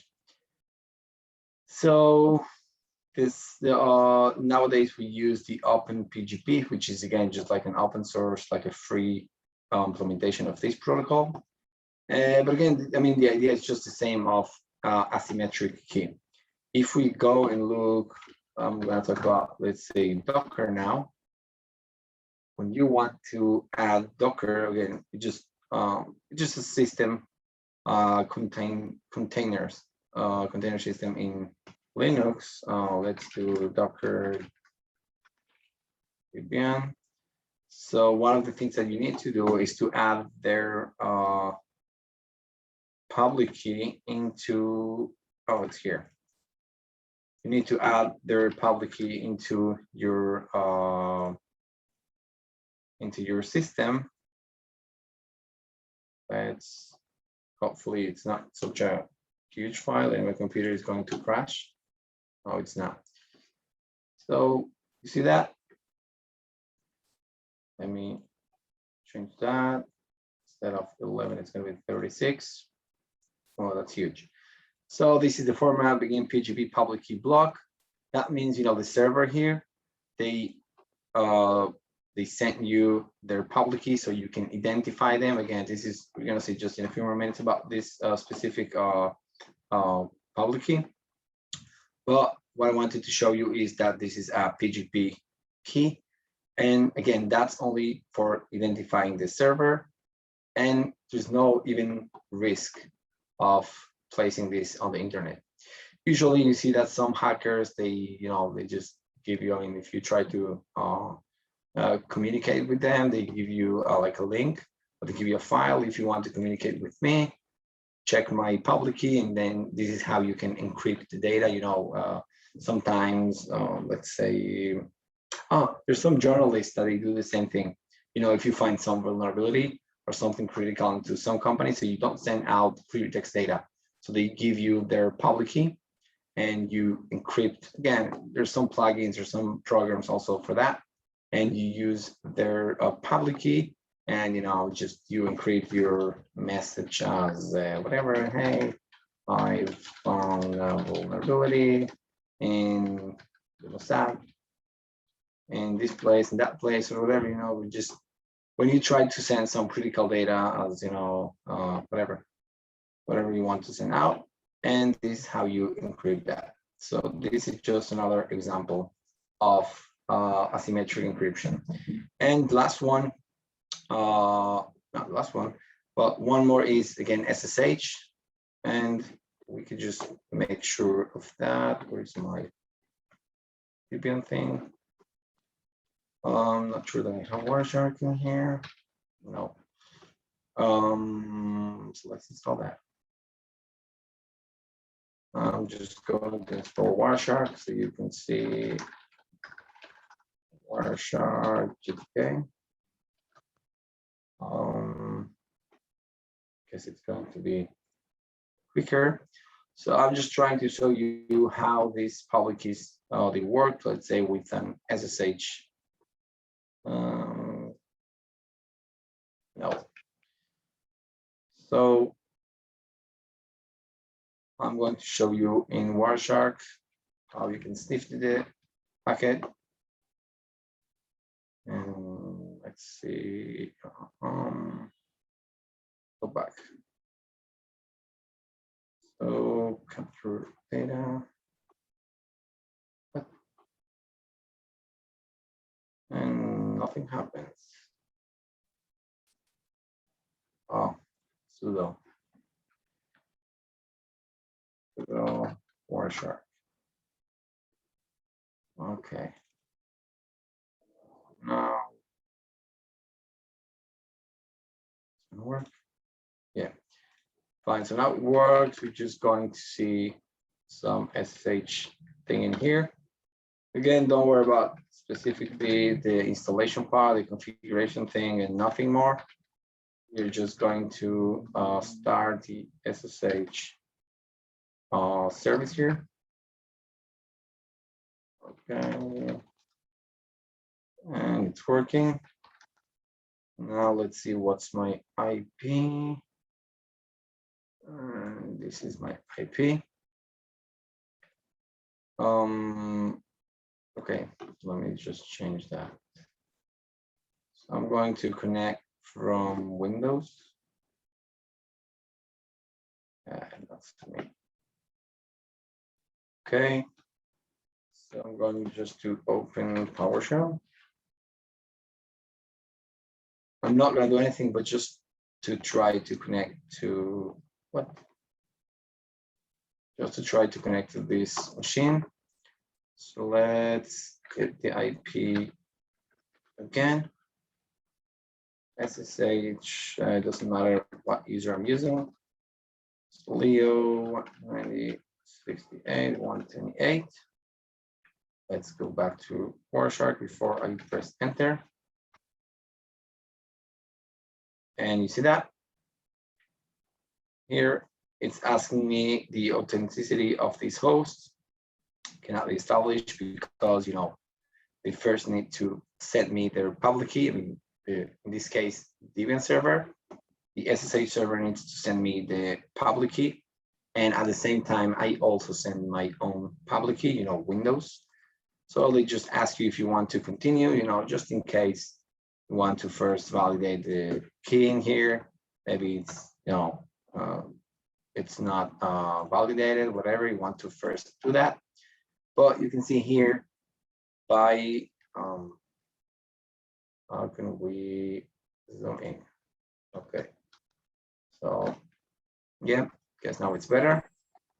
So the client Windows asks to create a connection for this OpenSSH port, and over here you see the key exchange initialized, and this is how both Windows and Linux, or again just any other endpoint, they exchange the keys. Again, we send the public key and we receive another public key because I need to encrypt the data with the server's public key, and the server needs to encrypt the data with my public key, and we both decrypt the traffic with our own and private key. So over here you can just see the data, and after this connection is being established, so you won't see anything because again there is no man in the middle. All the traffic is encrypted, and if you really want to see that, you will need to get the private key, the server's private key, and you need to specify that in Wireshark settings. Otherwise, you will see some random data down here, some gibberish, and nothing really meaningful. Okay, and that was just to show you what the asymmetric encryption looks like. And again, this is just an example in here. Okay, yeah. So that's for the SSH. Well, the same could be done with again VPN, internet. Again, when you just browse to the internet and you try to snip the SSL or the TLS traffic, or by the PGP when you're trying to secure messages. Now, one more thing, probably you have heard about that. So the Bitcoin. If you don't know what's that, so you can become the richest person in the world if you invest in Bitcoin. I'm not sure. Let's see what Ellie has to say about this. But Bitcoin also uses some kind of asymmetric algorithm, asymmetric encryption actually. And again, because you have some wallet, you have some private key. If you want to, access your wallet where you hold all the crypto coins, and at the same time, when you want people to send you money, or it doesn't really mean that you're attacking with a ransomware. Just just like you give your bank account details, so also the same here goes in Bitcoin. So you give your public key, and this is how they can send you. I mean, it's not specifically like this, but This how it works also by you sending your public key to the other end. Yep. Any questions about Bitcoins? You know, maybe how much you want to invest or how much, you know. Fine. So Ellie, what do you say? Should we invest in Bitcoin?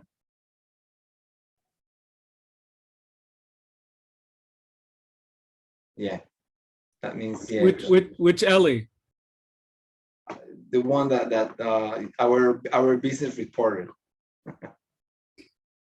I don't have Bitcoin, and it may or may not be too expensive.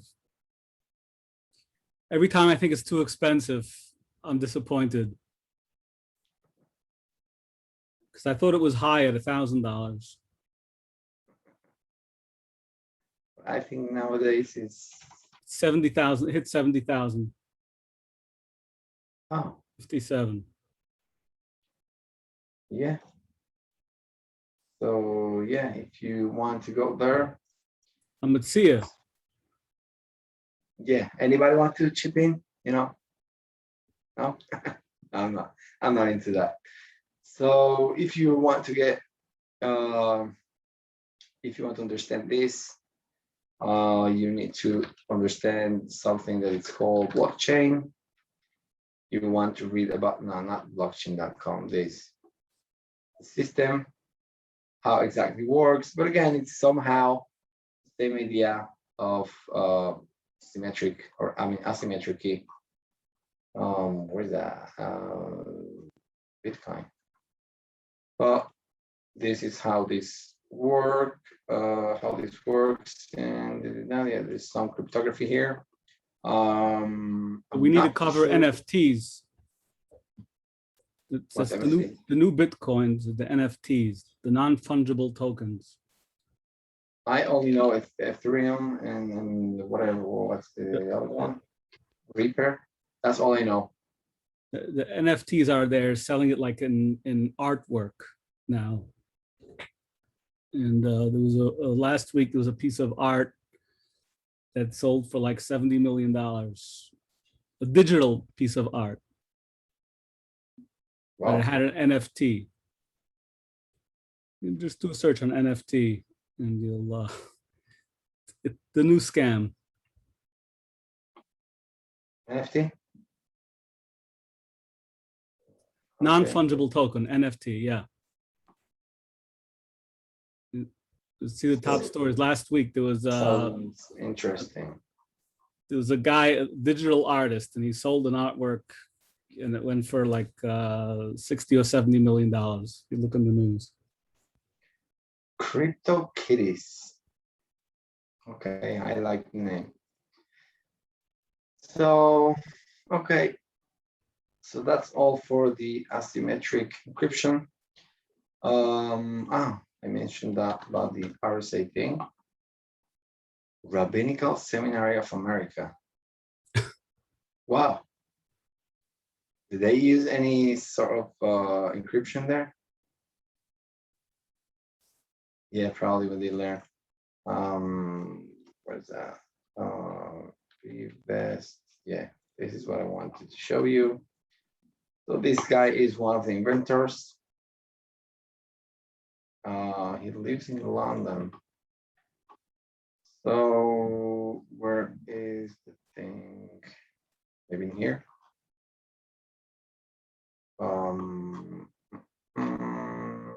Encryption.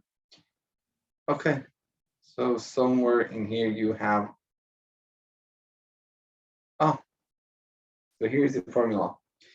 If you want to understand how public and private key works, you know, you could just choose this. I mean, it's very easy. Two distinct prime numbers, and you know, you just follow up, and this is how you get your two different keys. And the look, you know, there is something here similar. I mean, the second formula, but the modulus, it's different. C to the power of T and M to the power of E. And yeah, that's how it works. I mean, it's very easy if you have the Chinese reminder to, okay. Yeah, Chinese. So yeah, I will send that maybe for those wondering about this. And yep, that was all regarding the asymmetric key. Fine. Any questions? No, about me, about Shamir, about no, nothing. And how would you put Fine. this in practical? How would you use this in practical usage? You use it every time. So I know that my previous company, it's like the developers have like a public key in order to access, let's say, a third-party software. Is that what this is about? Let's say to use an API, the company provides you a public token or something. Is this what we're talking about? Not really. I mean, sometimes this token is no, it's not really a public key. The token is more like a private key, because if it gets compromised, let's say, I don't know, you gave your token to whatever, you try to sign into, let's say, code, what's this? It's code. Whatever, just any third-party site that said you log into Amazon with your Google account. So Amazon gets like a I mean, it could be a one-time or maybe a multiple-time token. But if that token is sent to another, I mean, obviously there's some protection mechanism there. But basically, if the token is grabbed by any other like by an attacker, so you also do some operations on your behalf. So it's not really a public key. It's more like I don't know. It's like a password. Public key. It could be another. Okay, maybe when we see the digital certificates, it will be much clearer. I mean, by HTTP. But again, you don't decide how or when to use it. Just it depends on the protocol. And other uses, again, by the VPN. Let's say I'm a Palo Alto firewall VPN. So maybe we can just take a screenshot of the settings in there. So you can see how they configure some settings in there. Let's see. Yep. So here, okay, so over here, there is a pre-shared key. I didn't want to get into that, but this is just like another form. Exchange mode, automatic. And IK crypto profile, I mean, that's something else, how the traffic is going to be done. But yeah, this is just another way. Again, you can just set whether you want a pre-shared key between them and this one-time password, or you want to use a certificate, which is, again, a much more secure way of connecting to a VPN. Besides that, again, by SSH, let's do a short, maybe we can do that here. Let's do a short example in here. So if I want to log into here, okay, anybody that wants to log into this server, they need to provide a password in here. So instead of sharing your password, you could just use a where's that? Sudo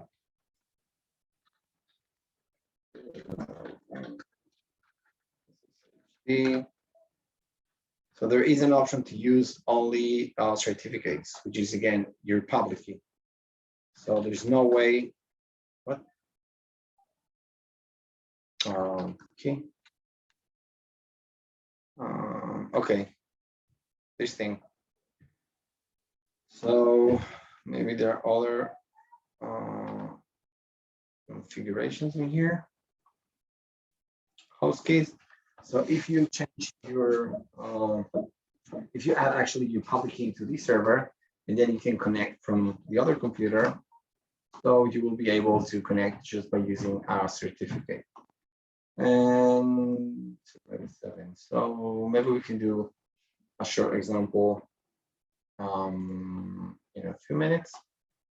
Let's take a short break of 5 minutes. And in the meantime, I will try to do this in here. So let's do this. So we'll be back at 7:10.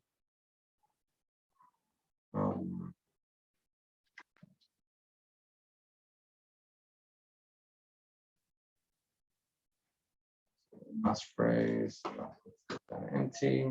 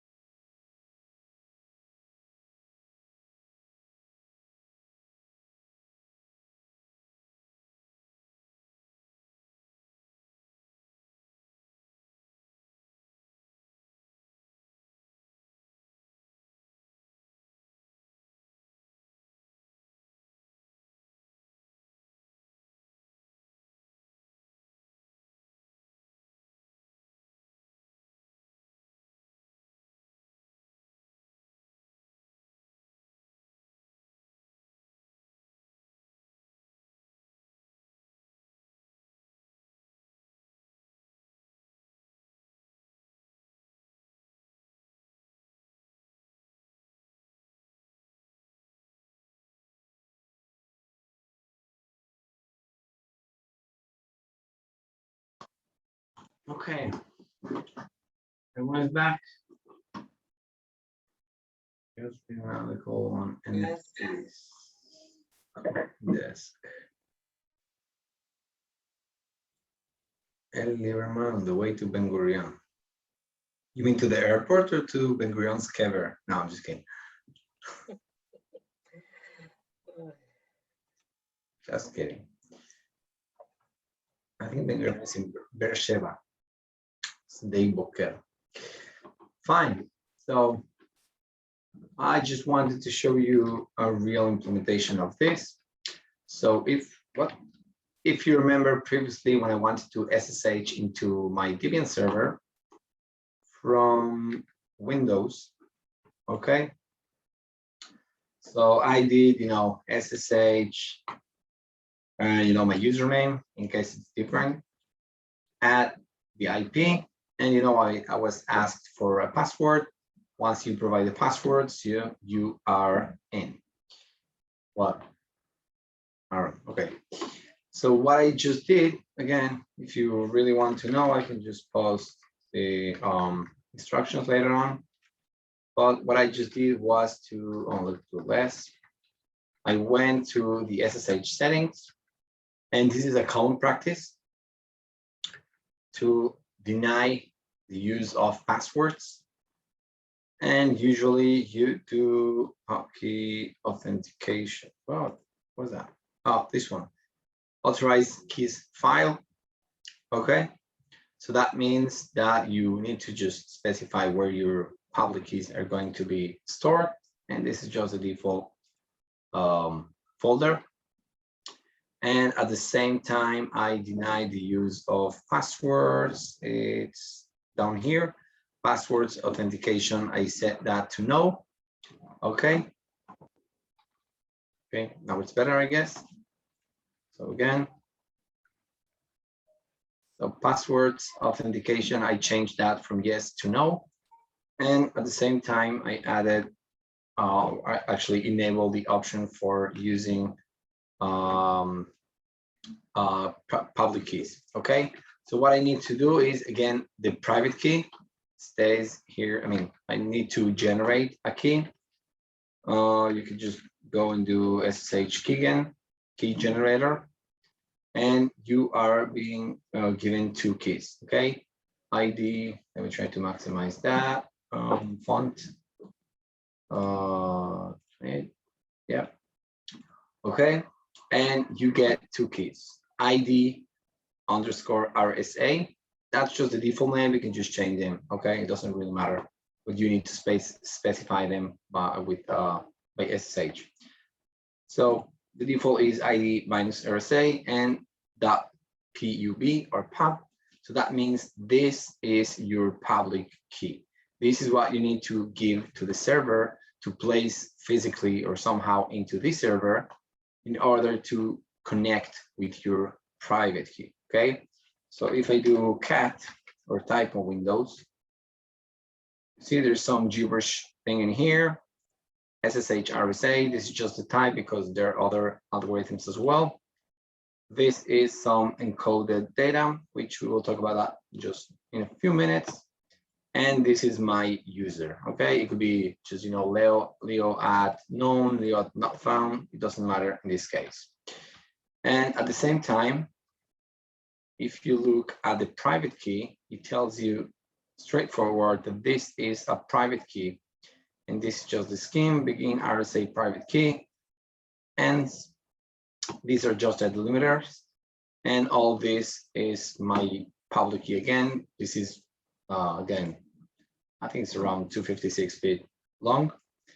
And yeah, it's very, very, very, or maybe impossible just to guess this private key out of the public key.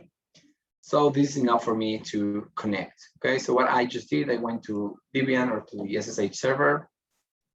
I created the file authorized keys or whatever the path of the file that was included here on the settings.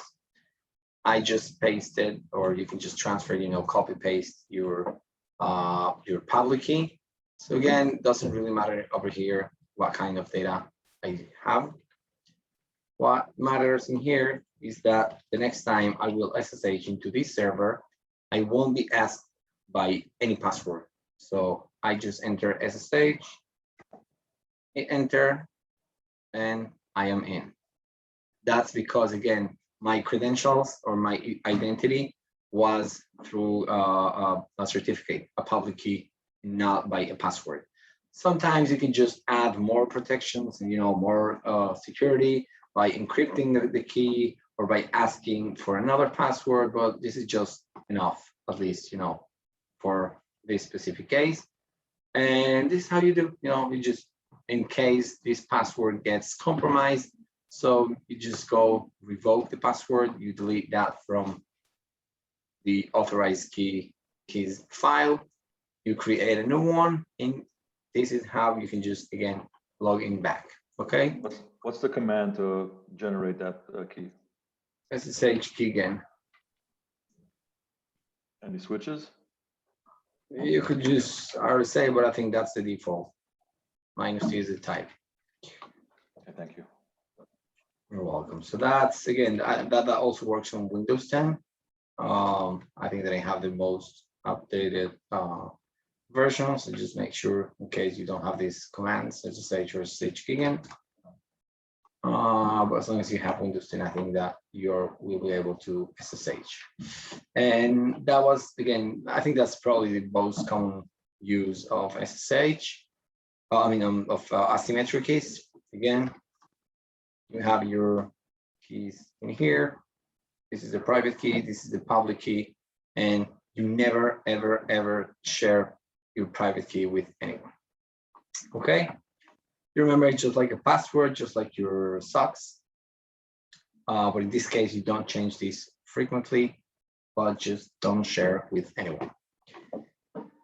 Okay, so let's go back to our slides. So again, if you want to change that settings, I can share the instructions later on, or you can Google if you're desperate.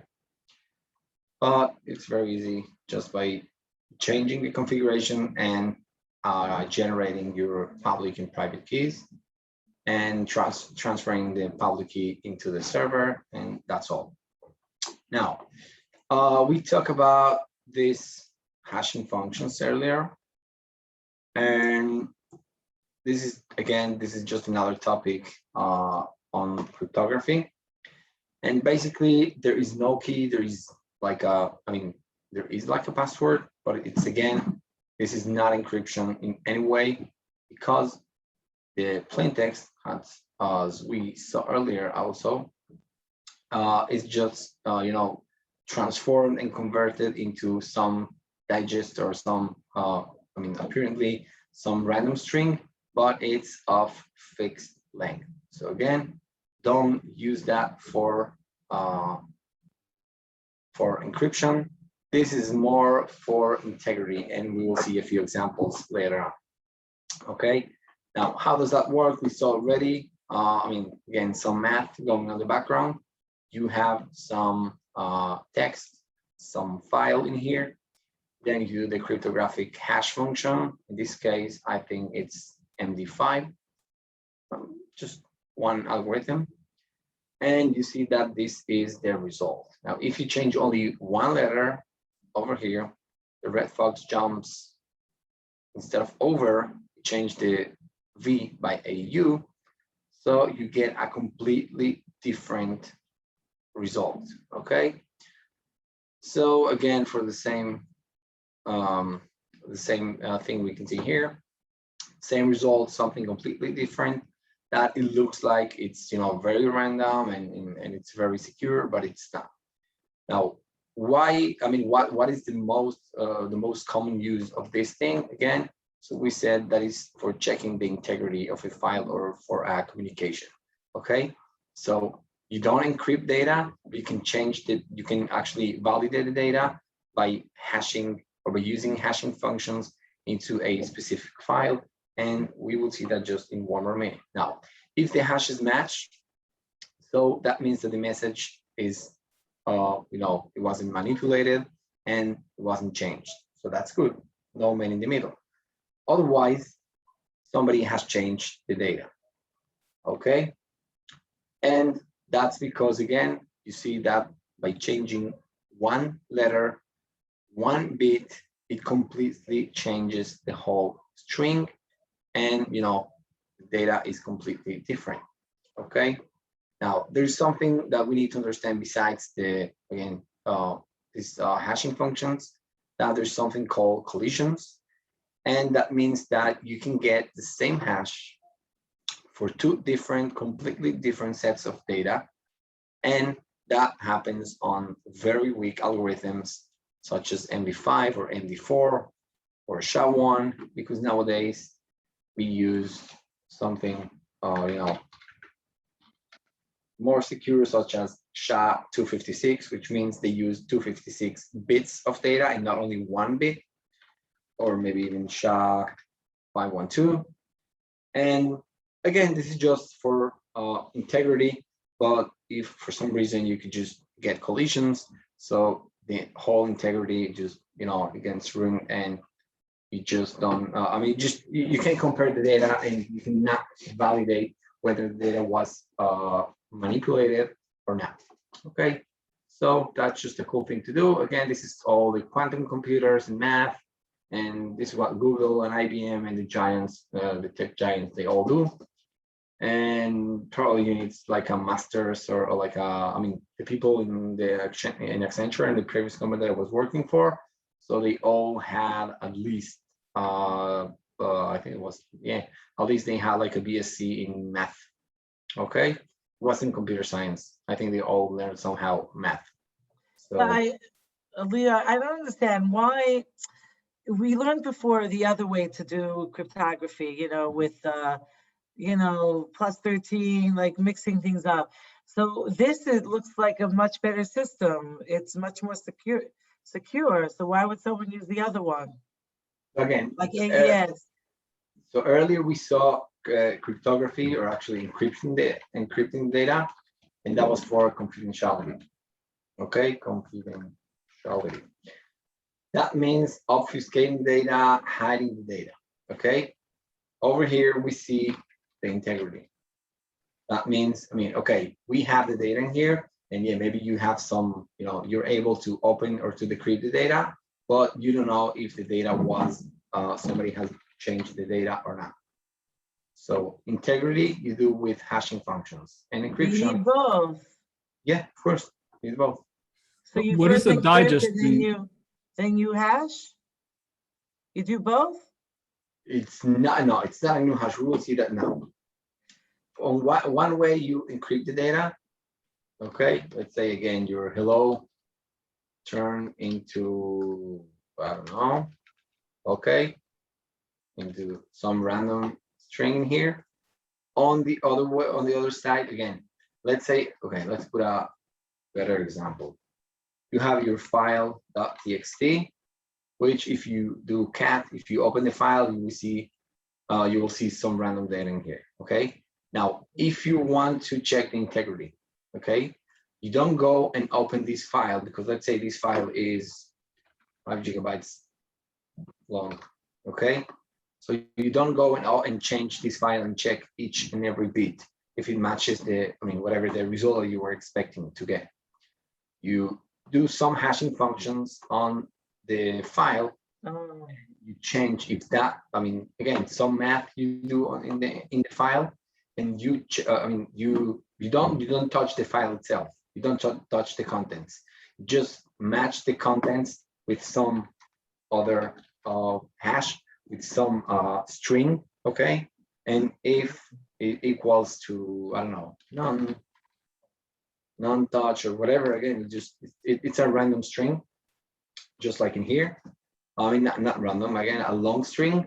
So that means that the file wasn't touched, but that doesn't mean that if the file was encrypted or not. You could do, you could also use integrity or hashing functions for clear text passwords or for clear text files as well. So yeah, you're right. We need both encryption and integrity. So let's see. Okay, let's see an example. So let's say I have, let me open here. Okay. And let's notepad. So let's do a very basic example, okay? I have my notepad and I want to write, hello, this is Bob cleaning for pizza. Yeah, we also clean, don't worry. It's not only Alice and Alice. Yeah. So I change this file. Let's change this here. Okay, bob.txt. Fine. Let's say I want to transfer this file into Debian. Okay. So again, don't worry about this, the commands that I'm going to run. So let's do go to temp. I'm going to use some Windows built-in tool, certutl hash file. That's going to be bob.txt, and I'm going to use Md5 again. I just want to check the integrity. Okay, so you get some random hashing here. Okay, this string needs to match on the destination machine. So like somehow you send this data to the target machine, and they need to check if this matches into this file. So that means that the file was not it's been hasn't been tampered. Okay, so let's go to this place. I'm gonna try to simply You know, you can just copy paste that or just drag and drop that, but it doesn't work. Now it works. So I go and do the same on Linux. Okay, downloads on Linux, you can just Md5 sum Bob, and you can see, let's go back to, where is this MD? Okay, it looks exactly the same. Okay, let's do 28. Okay, it looks exactly the same string in here, right? Okay, I mean, we can just check each and every character in here. Well, we see 030580 and the beginning 6189. So yeah, this, I mean, the file wasn't tampered. Okay, now let's say somehow some man in the middle or whatever, just we changed some data in there. So let's say we're going to open this file now with mousepad, and we're going to change just 1 bit. Okay, I'm going to add at the end, Pesach, I'm going to add only, just one small dot in here. Okay, and I'm going to save that file. Now let's go back again and do the MD5 sum. See, this time this is completely different on the previous hash that we get. That means that the file has been tampered. Okay, so again, over here it doesn't really make sense. I mean, apparently, you know, this is some clear text file and everyone can see that. But sometimes when you try to, I don't know, you download some huge files, 5-10 gigabytes, and you just want to make sure that you get the right file and the file is not corrupted. So you do this hashing function just to make sure that integrity, I mean, not because somebody changed or tampered the file, just because, you know, maybe your internet was disconnected in the middle of the file transfer, and then you want to just make sure that you have the same file that it's on the server. Okay, so this is a very common practice that you do with Linux. At least, I mean, when you download some, let's do kali.org, and usually when you download certain files, they also provide you with the key. Let's see. Okay, let's try this one. Oh, it's right here. You see here? So let's say we want to download Kali Linux 64-bit. You see this SHA-256 sum. So again, this is just another algorithm, but the idea is the same. When you do the hashing function, when you try to see the integrity of the file, so this needs to be matching to this same string, okay? And again, that means that the file not only was, you know, tampered, but, you know, the file was completely downloaded and no corruptions are in place, okay? And yeah, that's the whole idea about hashing functions. We talk about that, and we can just do the same with strings, not only with files. Hello, and you can just get a random string. Again, if we add a dot at the end, so the hash will be completely different. But again, this is not encryption because everyone knows, I mean, the MD5 or whatever, just SHA. Okay, these implementations are known, everyone knows the formula, and it's not encryption. It's more for integrity, well, for checking, making sure that the file or the text wasn't tampered on the way to you. And yeah, that's all for hashing functions. Any questions? Yeah. Is there a limit to how big the input could be? Oh, you mean by a file? Yeah, because if you only have a fixed length of digest, then you're gonna run out of characters eventually, unless it doesn't make a difference because you just need them to match up and be the same, not unique. So yes, you're right. So that's why you shouldn't be using, again, MD5 or even SHA-1. But if you use SHA-256, so I don't think you run out of characters because you have 256 again. Let's open up the calculator, and that's going to be 2 to the power of 256 different options. But theoretically, it could really run out. I don't think so. It's too much. It's, I don't know. Theoretically. I'm not sure. I mean, I think even SHA-128 is even complex enough to not cause any collisions. I mean, even SHA-1 that we say that it's only like a smaller chunk of bits, it's pretty long. I mean, it's just by using quantum computers, not by using a regular computer with some GPUs. So yeah. Does it even matter if it's unique, or it's just that two things that are similar enough to each other will be different? So you see that it's different. As long as It has one to be unique. Yeah, unique, and it has to be completely equal. If one bit changes, I mean, we saw that hello with a dot and hello without a dot, we get completely different results here. Other output completely different. I mean, it's not only one bit, it's not only one even byte, something completely different.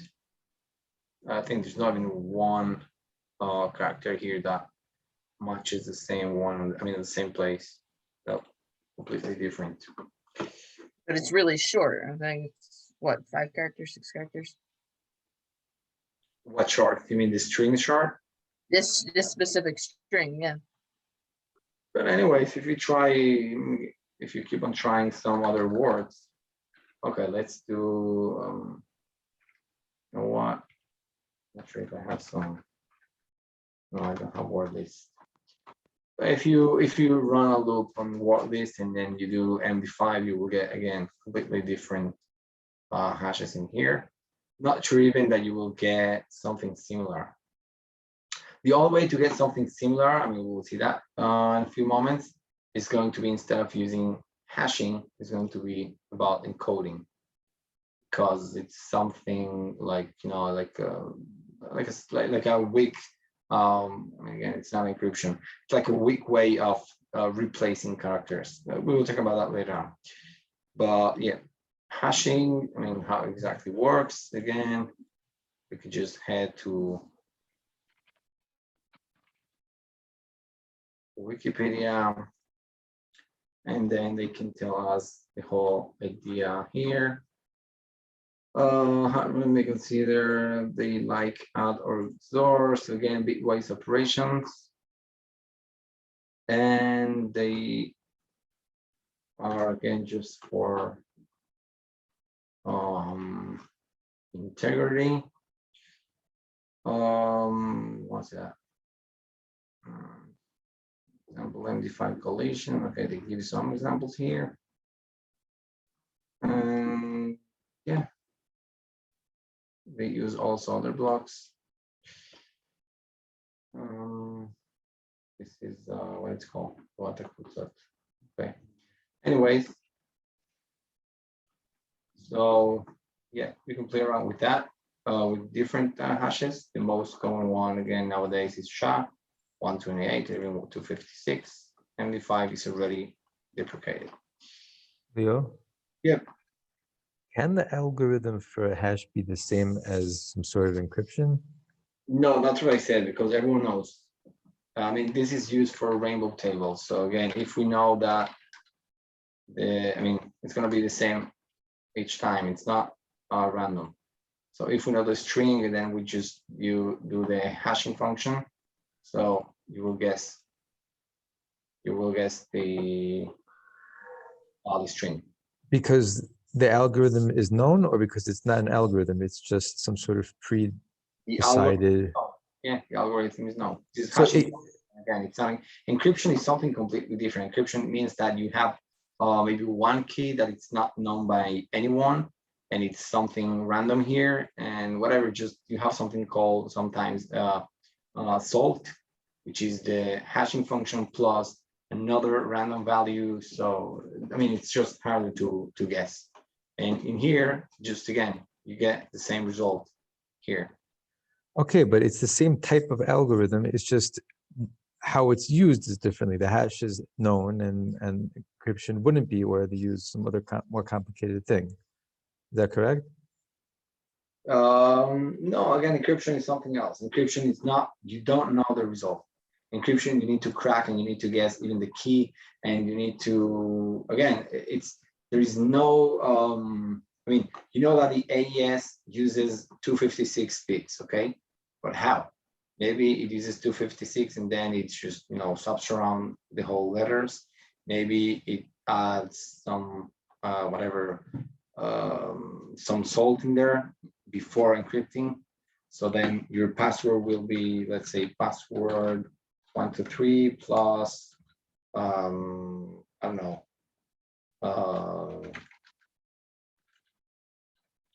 okay, whatever. And then every single password we will have this salt. I mean, this is called salt, and this whole string is going to be encrypted. So you first need to guess. I mean, it's more complicated or maybe impossible. You first need to guess about the salt, about the key, and then you need to guess how the encryption is going to work. Because again, you get the implementation, but you don't know what's going on behind the scenes. Over here, you always get the same thing. Okay, you always get the same results. It's not random. And again, this is not encryption. This is more for integrity. Okay, because you're supposed to get the same hash every time you open a file or you receive a file. Okay. Yes. Yeah. Fine. Anyone else? So is there a process or the programs that actually check to make sure that what the sender is sending? Yeah. You can play around with your SSH keys and what? Yeah, okay. I'm saying you can play around with your SSH keys, and once you change some, okay, let's do that. Look, if we're gonna open PowerShell.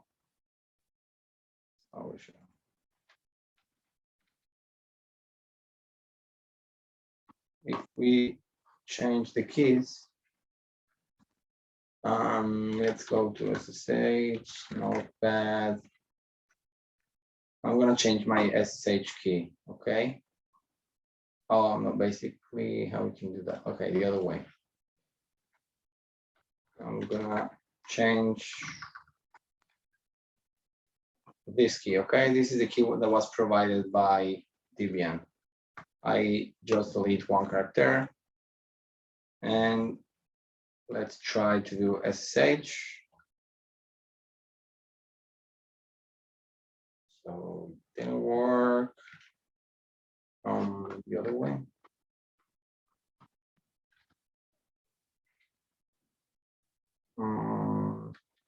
Non-hosts. Is it possible still connected to the same session, maybe? No, I closed that.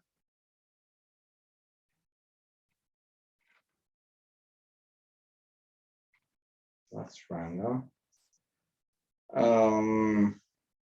Anyways, sometimes when you change the public keys, oh, okay, let's do not SSH key and it's gonna work.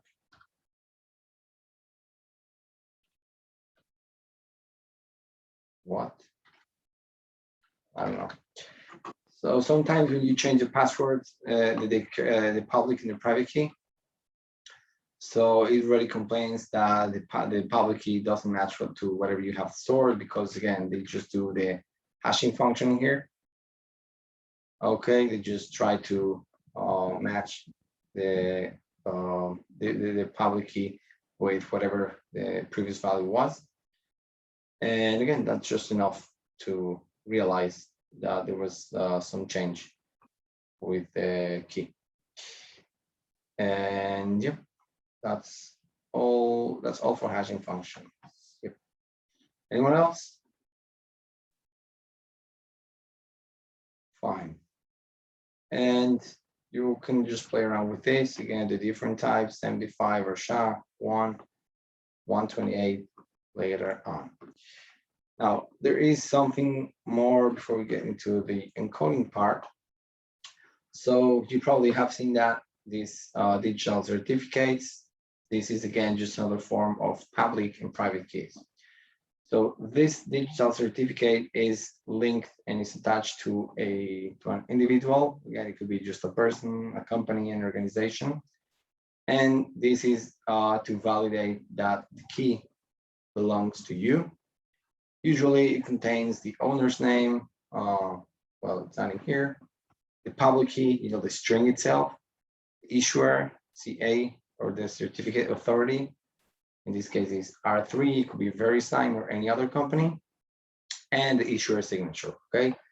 Because the whole thing of, zero trust and the internet, when you try to connect over the internet to an external server, so there is no trust between them. That means when you point to this server, the server doesn't know you, and you also don't know the server. So you need to rely on a third party or on a third actor in here. So usually there is something called CA or certificate authority, which are, like computers, like a server around the internet. This server has the keys, usually of, other public servers. And what they do is to validate first that the key, the certificate is valid and the certificate belongs to the person or the company that claims to be. So let's say in this case, it could be google.com. So here, even that it says on the certificate google.com, so they need to validate also public key against the IP, against DNS. And this is how we can actually create trust between these two computers.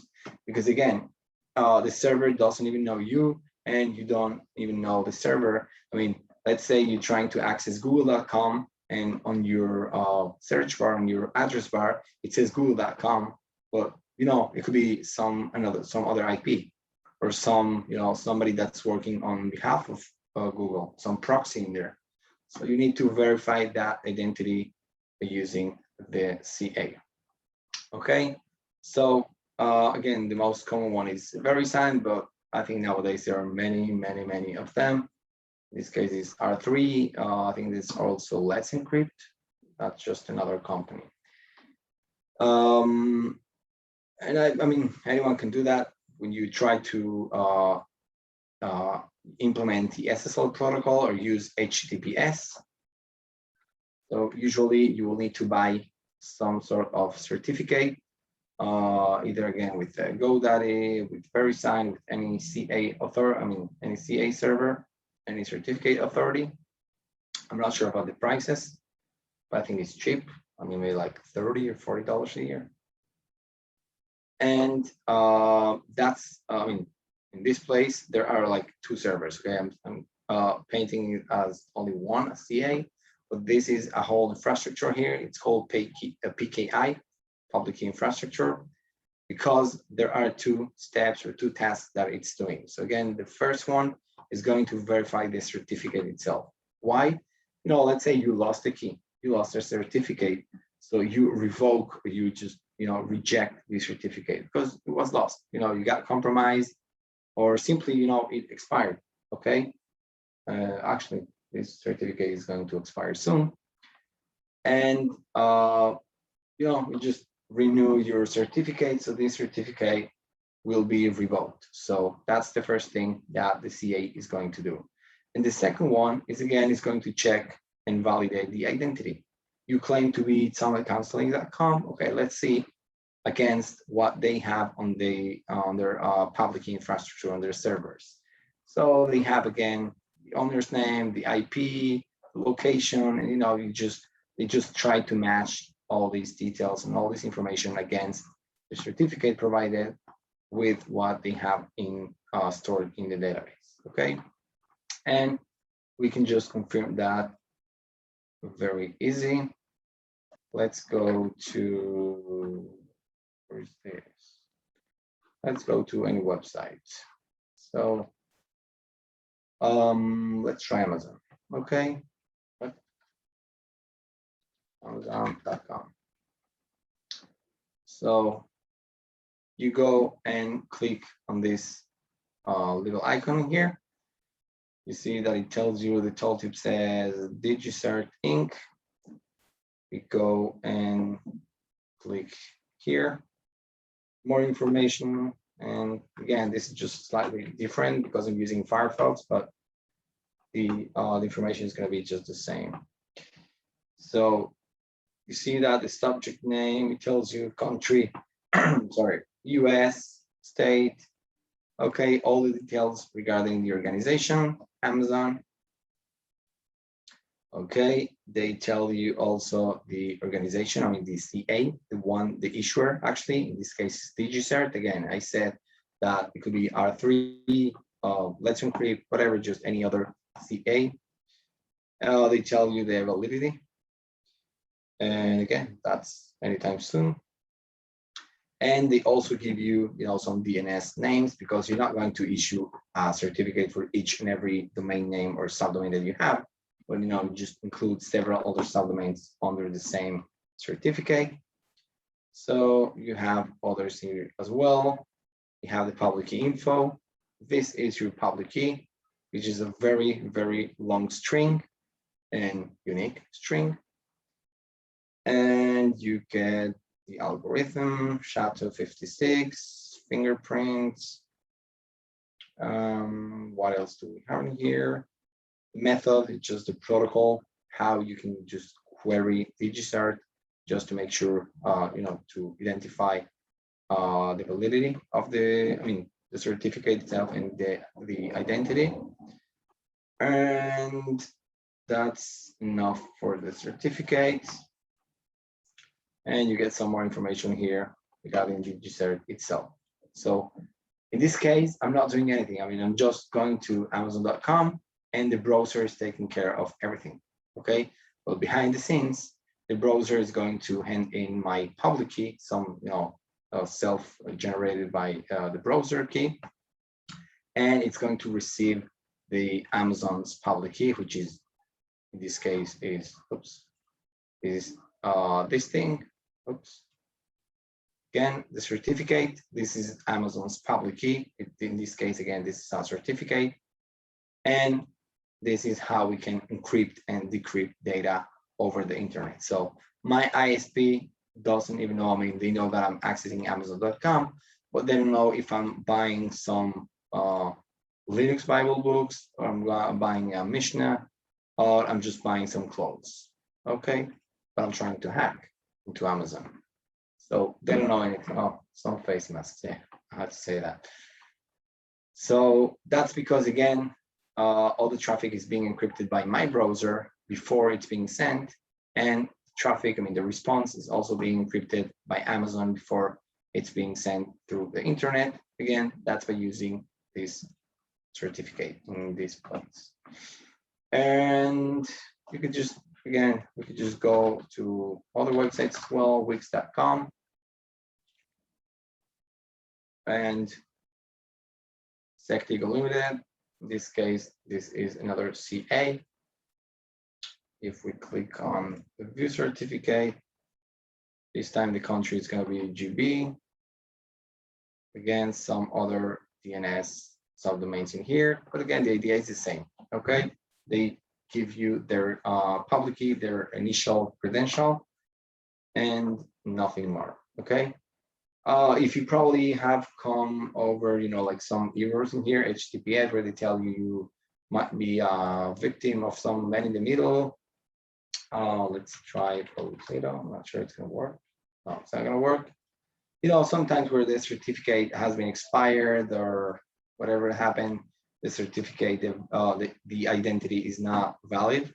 So you will get the error. Let's look for that. Firefox error SSL. Yeah, exactly this issue. Your connection is not secure, and that's because one of these tasks failed to validate. Either the certificate is not valid, or the identity inside the website that you're trying to access is not valid. Doesn't match the provided certificate, or it just expired. Okay, And yeah, that's basically the idea behind digital certificates. Yep. Any questions?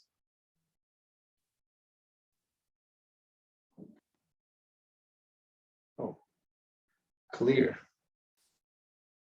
Clear like the maps here. Fine. So hopefully you came across this thing. Yeah, I just need to mention that many times people think that if there is a little lock up there, so you know the site is already secure and you can type in your credentials, your credit cards.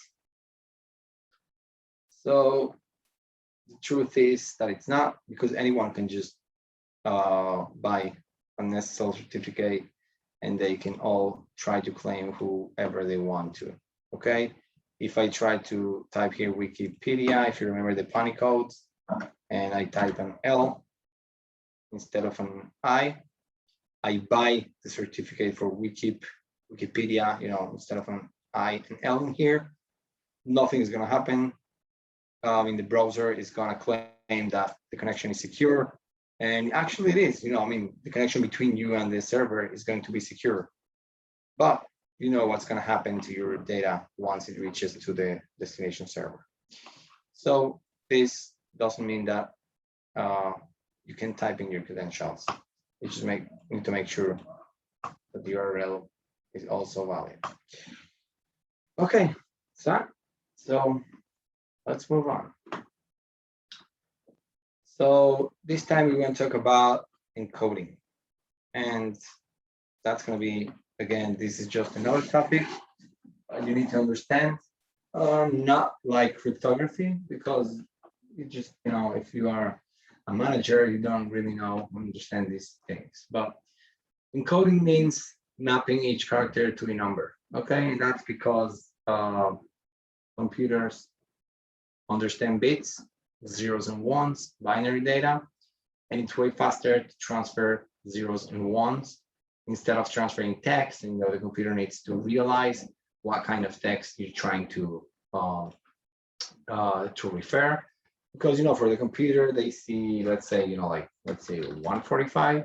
So again, I'm just trying to make it up. I'm not sure about the exact number, but let's say if you're using English, so okay, so 41 on plain English, this means capital A. But if you're using another language, I don't know, like Japanese or Hebrew, so 41 maybe means to, I don't know, Aleph.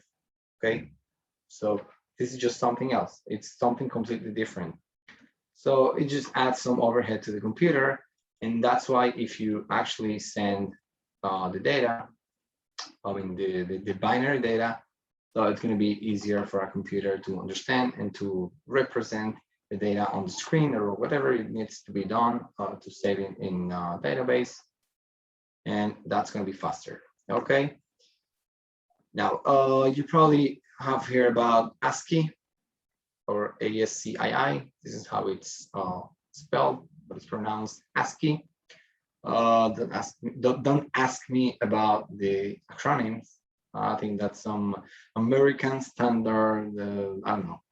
Okay, just Google for that. Let's go out together. ASCII, American Standard Code for Information Interchange.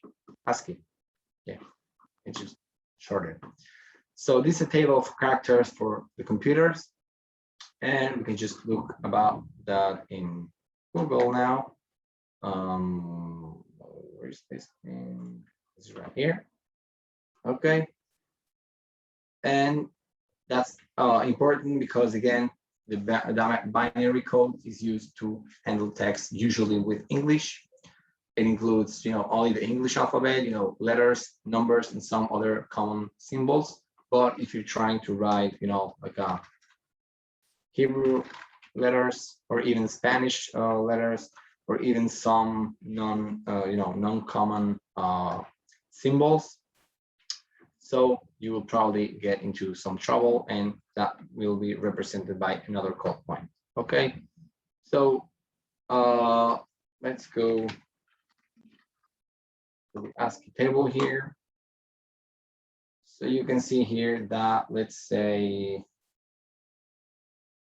okay, so the letter A is represented, look at the first column. So the letter A is represented by the number 65, letter B by 66, and so on until we reach some special symbols in here. So that's only for the ASCII table, okay? Or simply think about this as, you know, English, okay? Basically, the first standard that existed, I think, because that time, each and every company, I think they developed all the encoding scheme, and you know there wasn't so much standard as it is nowadays. Now, the important thing to note is that, again, just like with hashes, the formula or just the representation of these characters, it is not encrypted. It's just, you know, like mapping. As we said earlier, A stands for 45 or hex or 61, whatever it is. This is just a number, and everyone knows that. So when you change an A for a 45 number, so everyone knows that. Nobody is going to need to look for a key or do some brute force, nothing, okay? Wait, Leo, I just want to understand. Computers understand binary, which is 0 and 1.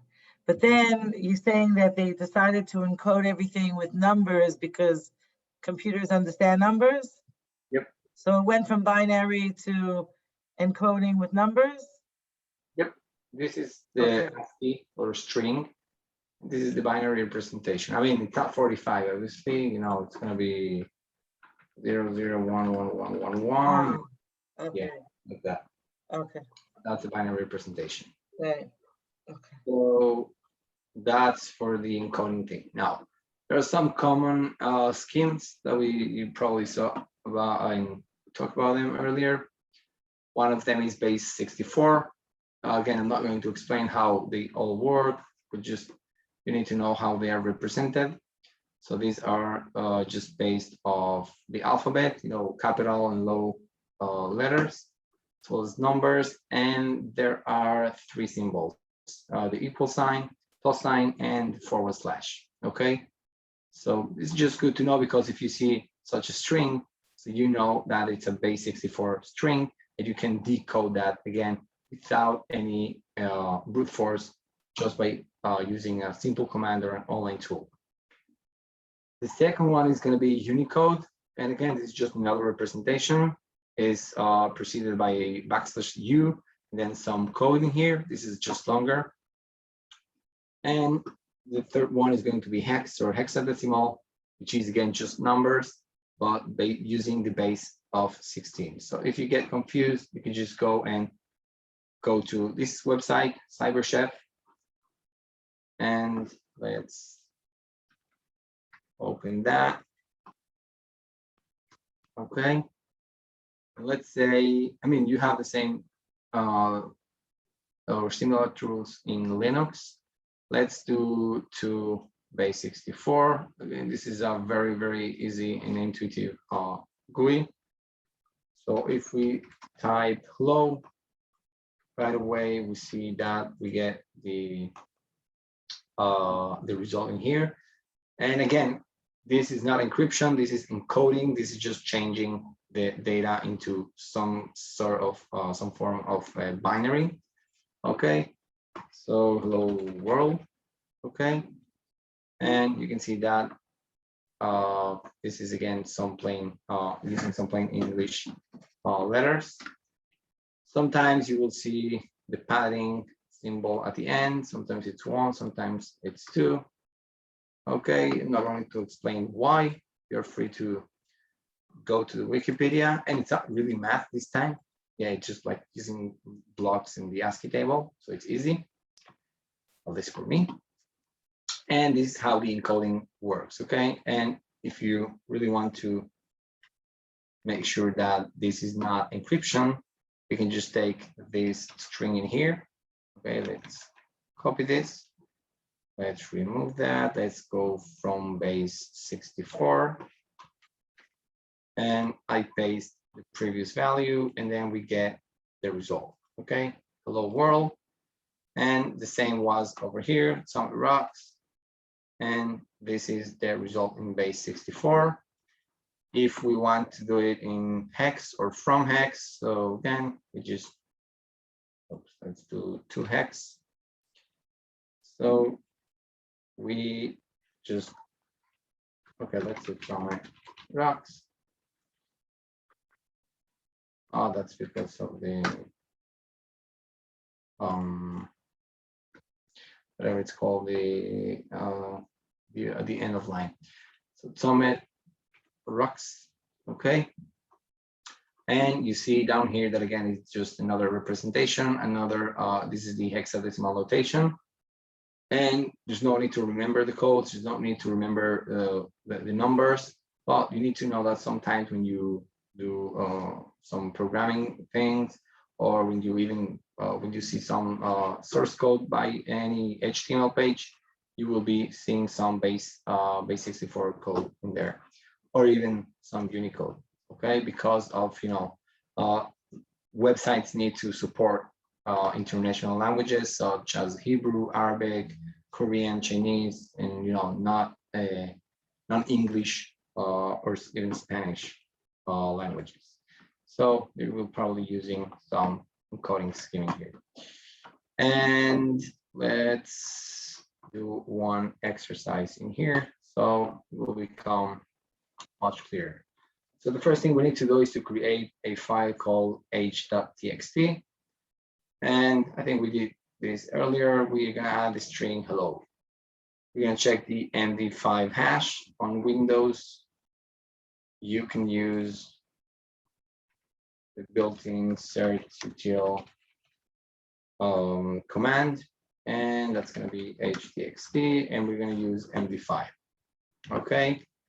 Then we're gonna add an exclamation mark at the end, so that's gonna be hello and an exclamation mark.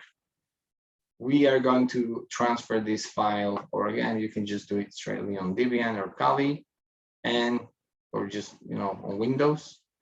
And we're gonna check again the MD5 hash again with certutil, and you will see that the hash is completely different as we saw earlier, because the data has been tampered. Next, we're gonna convert the following strings to base 64 and hexadecimal. There's no need for this sign, obviously. Only this, computer, cyber security, and this data. And let's do this now.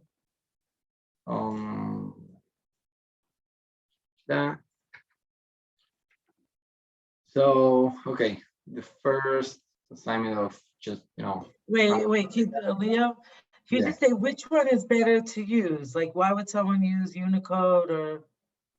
It's not better, it just depends. It depends on what you're doing. If it's base 64, it's used more for like cookies, for like images, and Unicode is more for text. You know, like international text, like for strings and stuff like that.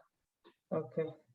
And hex, again, hex is also for low-level stuff and for looking at some like instead of looking at bits and bytes, so you will see the output in hexadecimal. So okay, let's do. Okay, I think it was computer.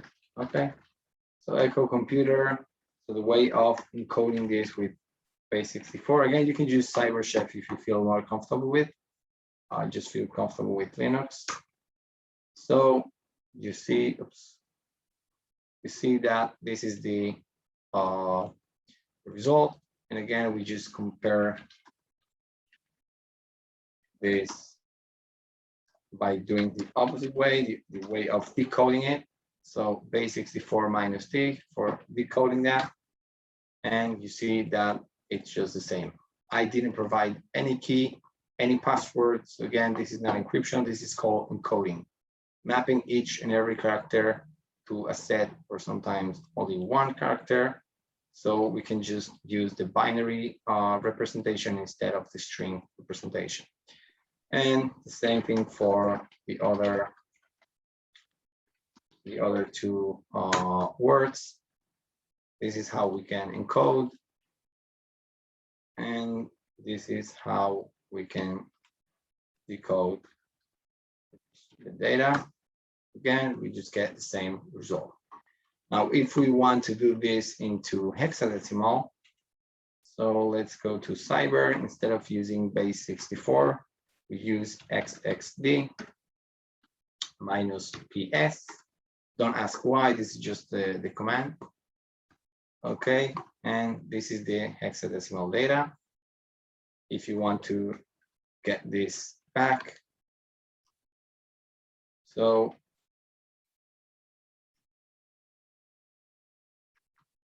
we just again revert the action, and once again, as you can see, there's no key, there's nothing, just we changing the representation. Okay, that's just for encoding. Okay, and what else do we have? So yeah, you have some strings in there, and you have to convert them between hex or between base 64. And if you want me, I can just try to paste this into Slack. So you can just copy paste that, unless you want to type each and every character. I don't think so. No, can you paste it? Yeah, I will. Thank you. We need to go back to the Pesach cleaning. So resources. You mean we might finish early? So we could clean? No, I think I thought you all have an iRobot. No. I'm just kidding. Well, once we start making a lot of money, we should all get one. I don't think it's worth it. I mean, I don't know. If you all get the internship, if you pass the exams, you will get one. 5, 4, 3. Okay, it's under the resources channel. So we will give this. What time is it now? Until 45 minutes.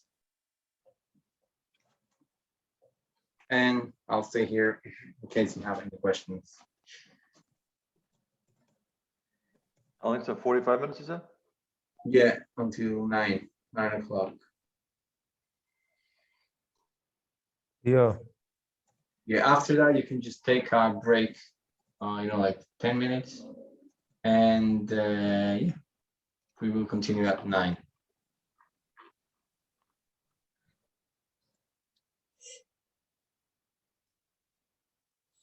Leo. Yep. This is specifically in the SSH server?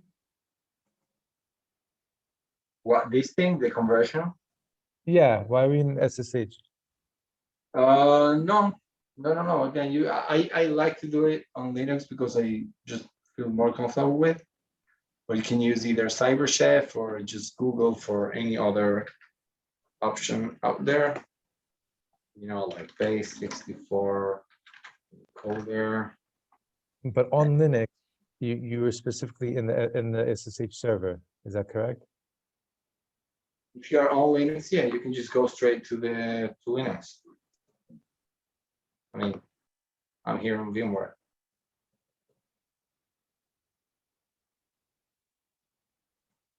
I'm asking why SSH? SSH was previously just to show about the public and private keys scheme. It doesn't have to be there. No. Okay. Again, you can use Linux, or you can use an online resource, or you can just use on Windows. So yeah, either Linux or an online resource such as CyberShare. So these are exercises, and we will continue at 9.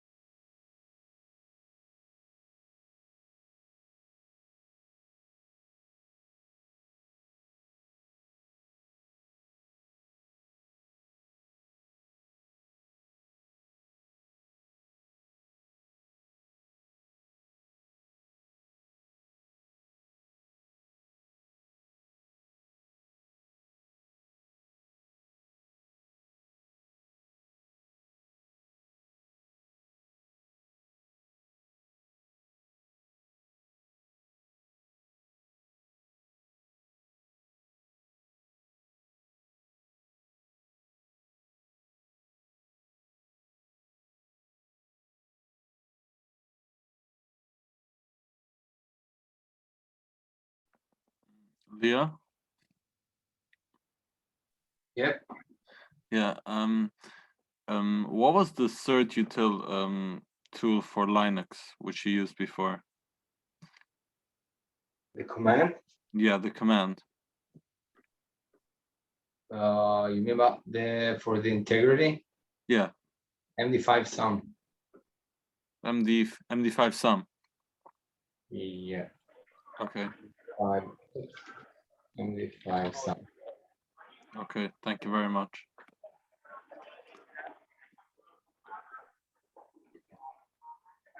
And what are the parameters?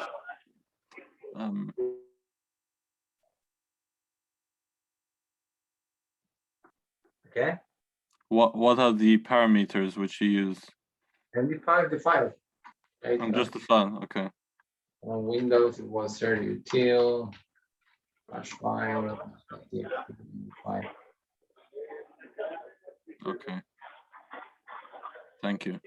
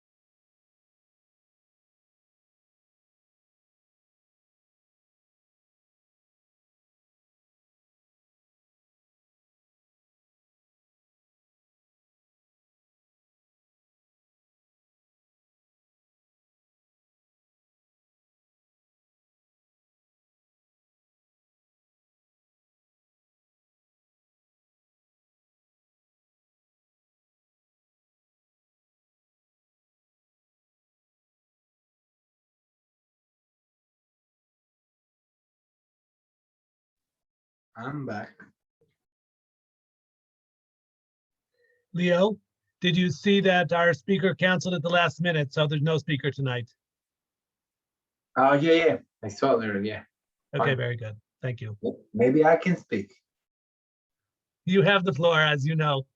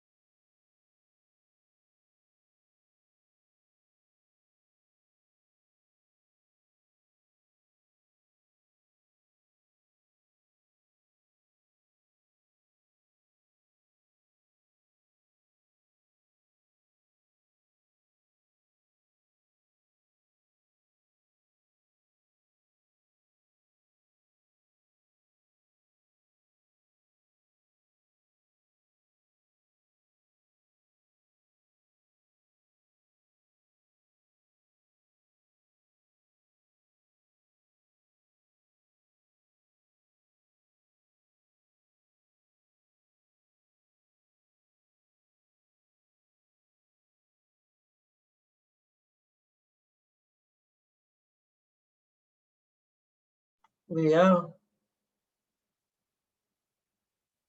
Yep. No, you probably mentioned this, but I noticed that it makes a difference if it's uppercase or not. It changes if you use capital.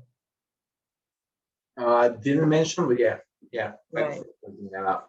Right. Yeah, because in hex. Oh, by the way, maybe I needed to mention that as well. That you can also use Python for that. Oh.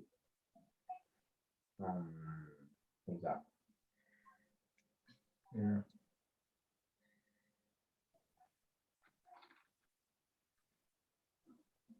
So we can use Python as well.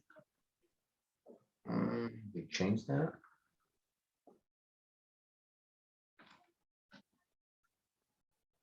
Yeah. So these are two different numbers. The code, the number that is pointing to, so the mapping is done to another number for that reason. Okay.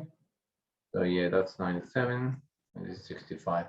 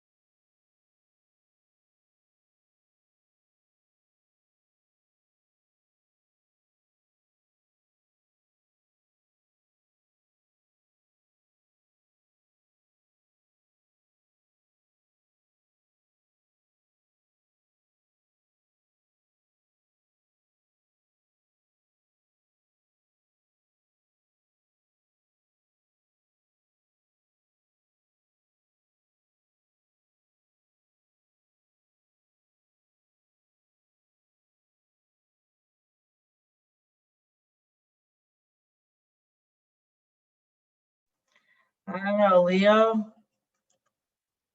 Yeah. Summit rocks. I just finished Pesach cleaning. I don't think so. So have I. You talk about these tones, you know. Maybe I just started Pesach cleaning. I'm changing it. See what the code, the encoding will be.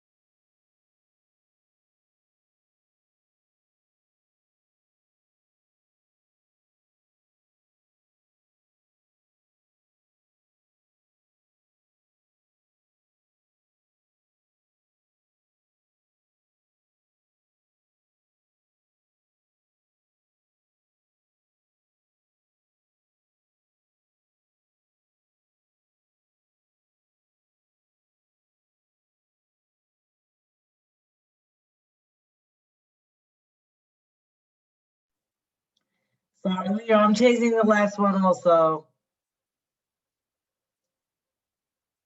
Are you adding an exclamation mark at the end? I'm ready for Pesach. Yeah, just an exclamation mark, no? Okay.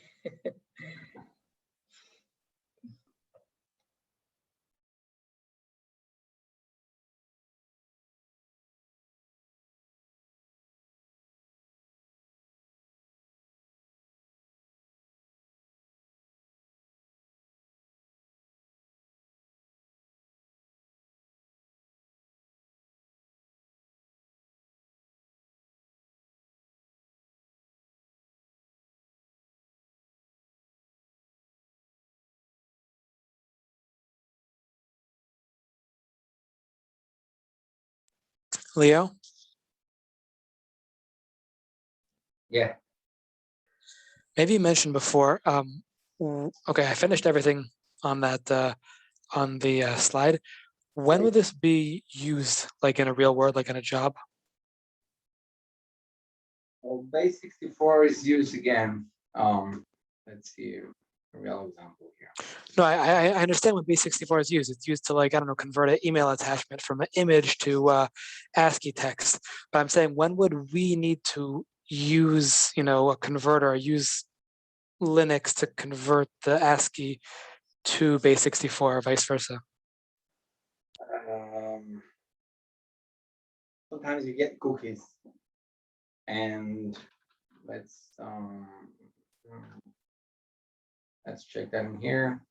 Okay, how do you know?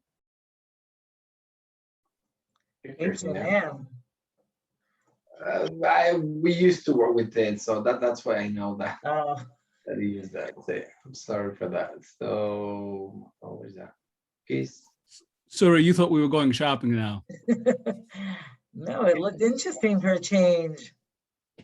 Social media. How do I see the cookies here?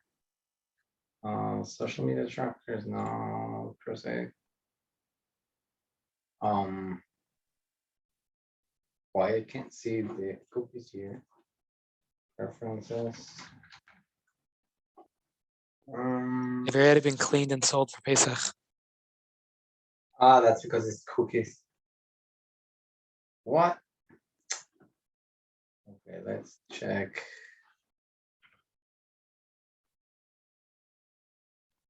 Cookie manager.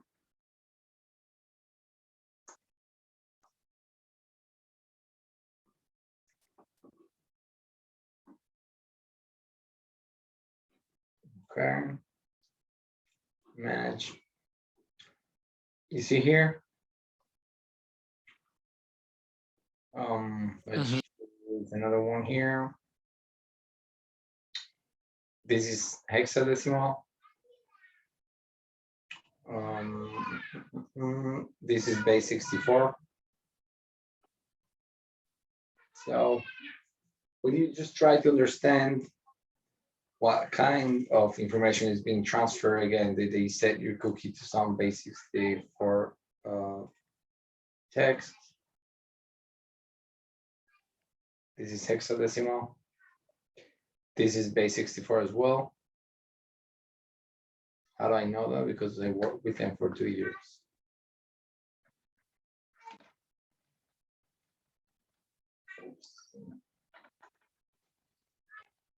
Yep, card count. Ah, that's very cool. So I guess I never realized that the cookies actually have meaning in English like that too. Yeah, of course. No, I'm saying this is base 64. What else? JWTs.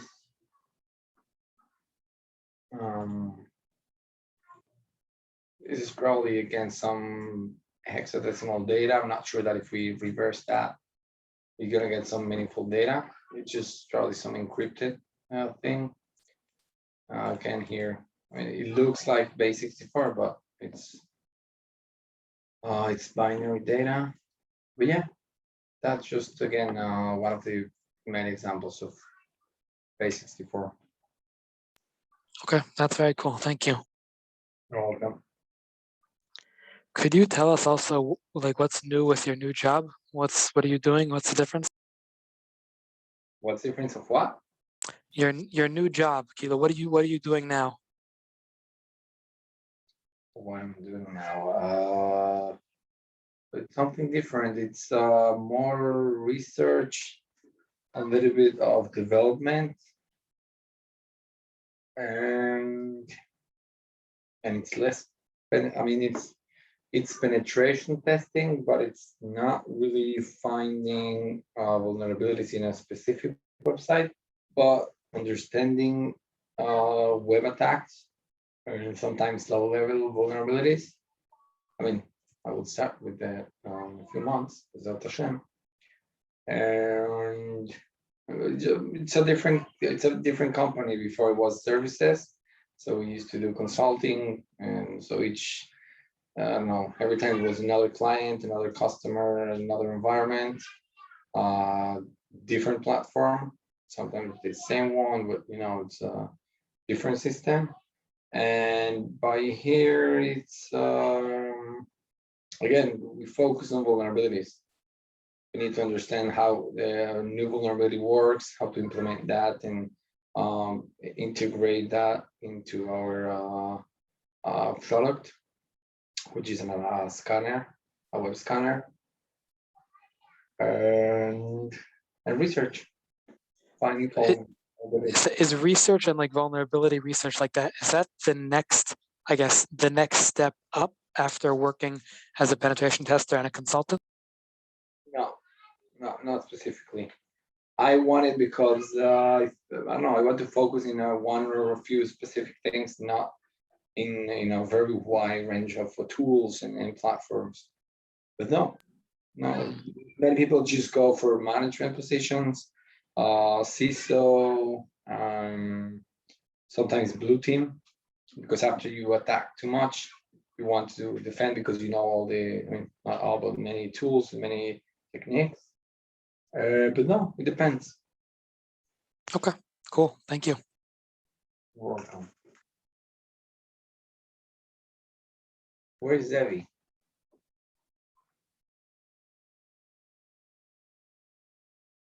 Actually, I just asked him where he is. and I he was said he just thinking that. Yeah, it was quiet. So he said he was in class till 8:07. Oh.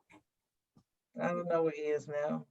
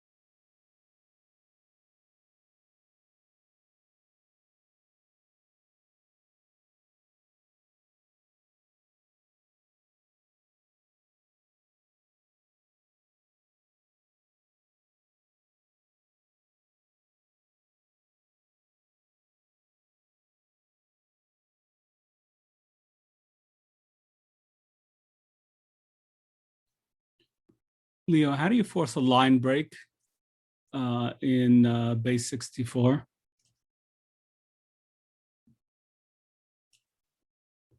Leo? Yeah. How do you force a line break? In like, you type your let's do let's get this one.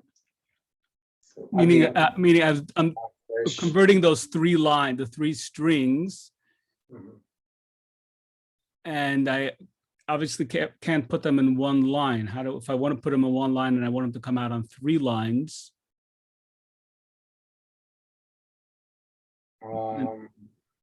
Yeah, I'm trying to find that out. So let's do like this.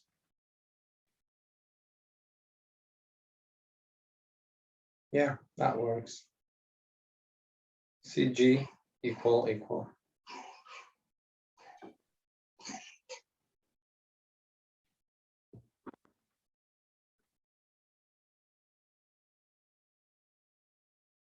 And something else. Maybe that will work either. CG equal. Yeah. I was doing it in CyberChef, but it comes out on one. It comes out on one line.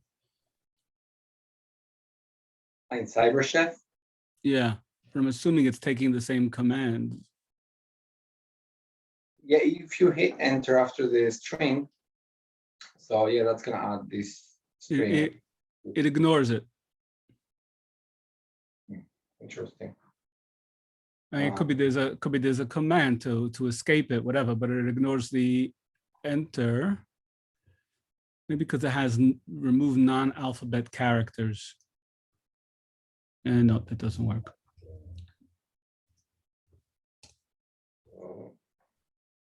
No, it doesn't. You see? Here. When I press enter here, Right. so it adds this. So now enter another string beneath in the input. See, it's coming out on the same line in the output.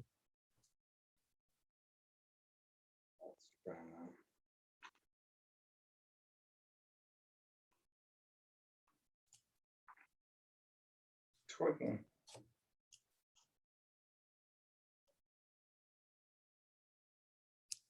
You put the CG at the end of the line on the input?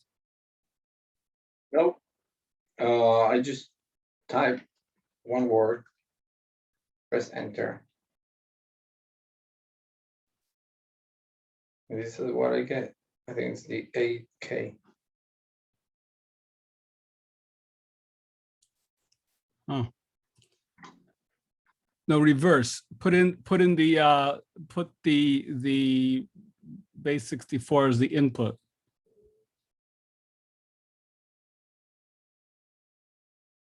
Like this. Yeah. It's working. And now let's do another line of base 64. This. So you're, yeah, enter and now another line. Yeah. If you hit enter.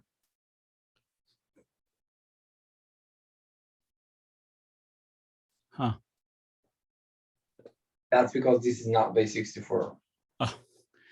But if it was base 64, it would work. See?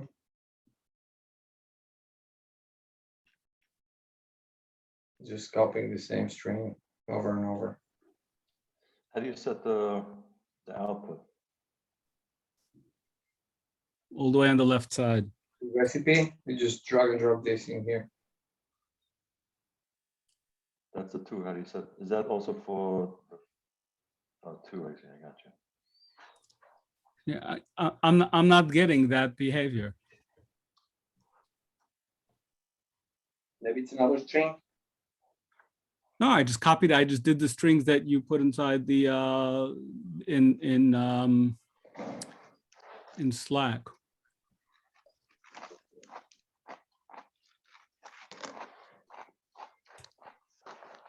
And on the input on the top, it shows me that I have 3 lines. On the output,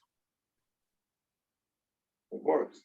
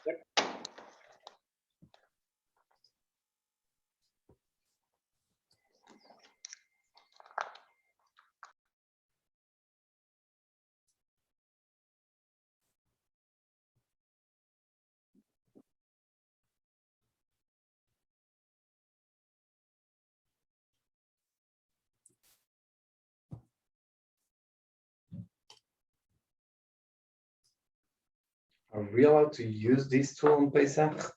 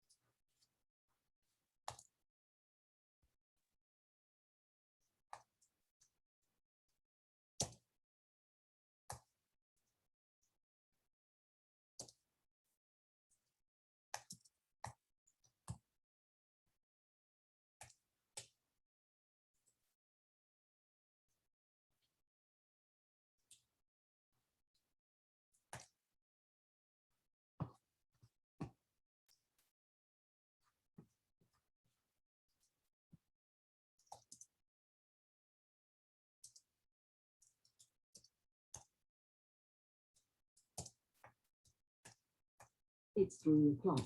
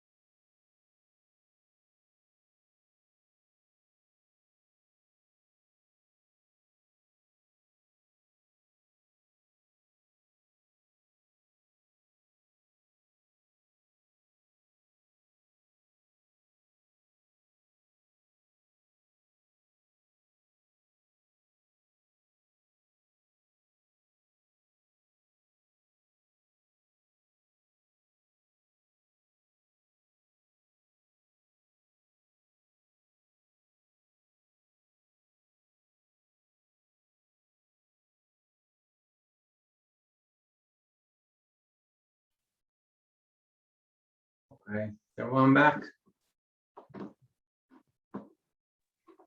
Yeah,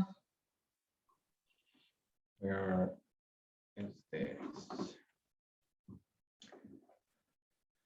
Okay.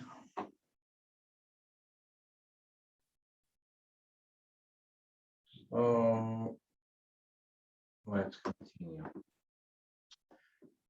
Okay, so in the last class we saw about cracking passwords, or actually brute forcing into remote services.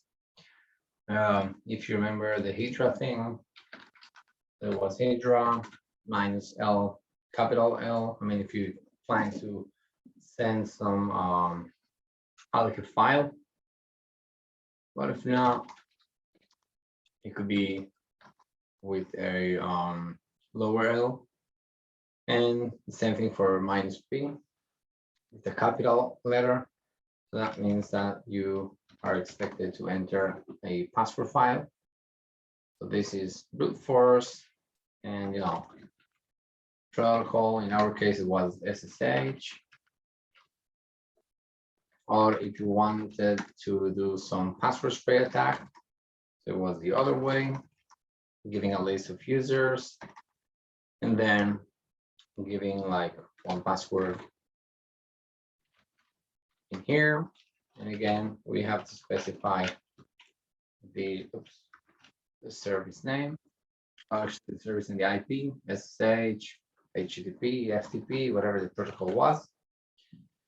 Okay, and basically the difference here that it was using the resources of our network. It depends on if we were doing it from a Wi-Fi connection, so it's going to be a bit slower.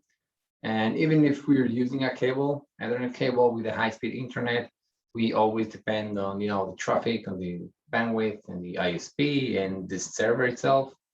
If it's a really old server, so it's going to take a little bit longer. Now, this time, we're going to see how we can crack passwords offline for certain files,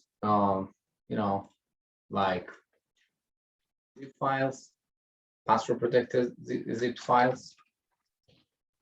We won't see that, but it's possible also for other types of files, like 7-zip.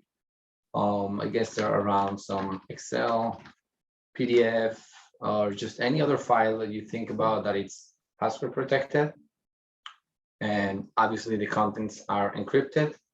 So you'll do something similar to just launch if there is a specific program and a specific tool. So that specific tool will be used to crack into the file. So again, in our case, we will see how we can crack a .zip file. So let's see that in action, because that's going to be much more fun that we can just go and talk about this. So let's go. I'm gonna open this thing. Let's go to let's create a file in here. Temp. Let's create a random file. Okay. Not seeing your screen. I know. I'm gonna do it in the background. So I'm gonna add some random file in here, and I'm gonna show it to you now. So it's hello. This is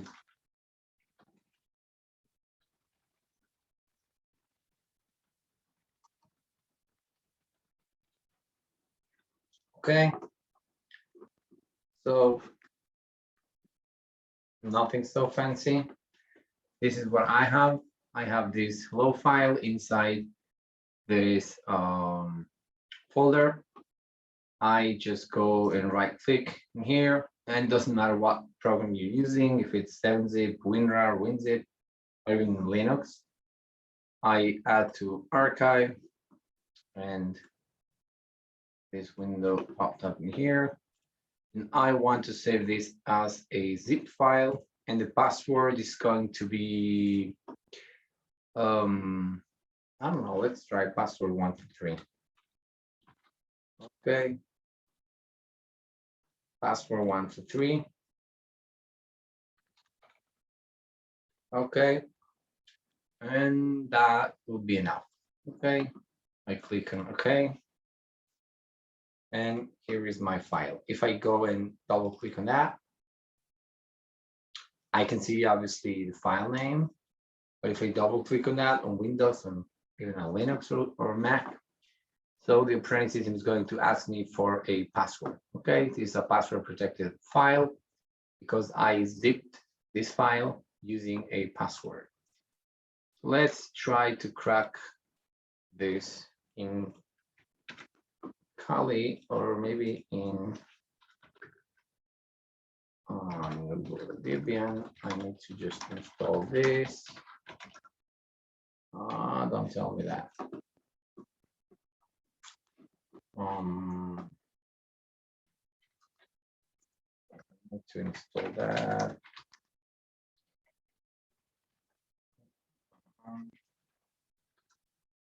Oh, it's right there. Fine. So I'm going to copy the newly created file into downloads. Again, you could just go and copy paste that, or just anything that you want to do. Any other way that you like. So I'm just going to copy and paste that into my Debian or my Kali operating system. So this is right here. Again, if I go and try to extract the file in here, I'm asked for a password.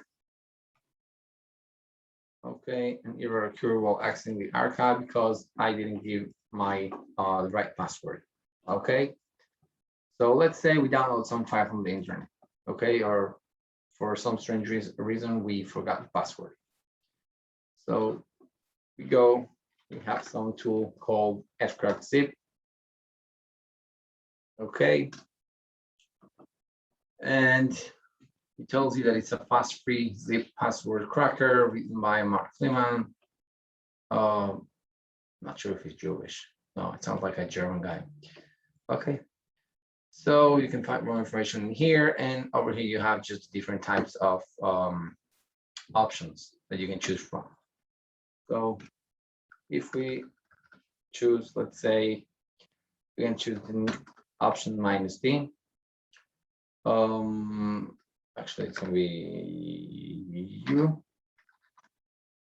use unzip because this is the tool that we want to use. Capital P because we want to give a password file. But before that, I'm sorry, not a password file, but I mean, we're telling that we want to use a word list as a password file. So we specify with a D, capital D. We want to use a dictionary. In my case, I want to use RockU, which is on the same folder as downloads. Again, just you can use any word list that you like. And it's easy just to remember these options because it's U, D, P, capital D. And this time I will try to give my file name. Okay, I press enter. What?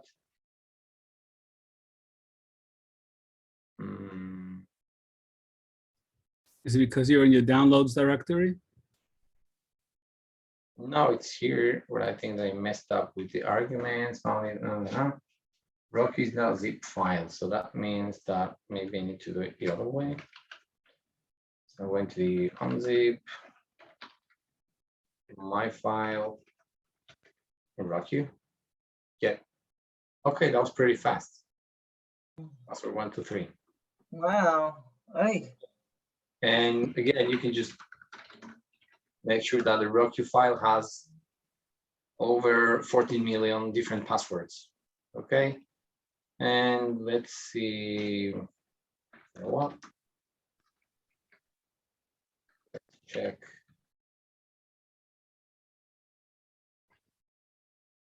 So specifically, password 1, 2, 3 is located in row number 1384. So you check about almost 1,500 passwords in just like I think it was 1 minute.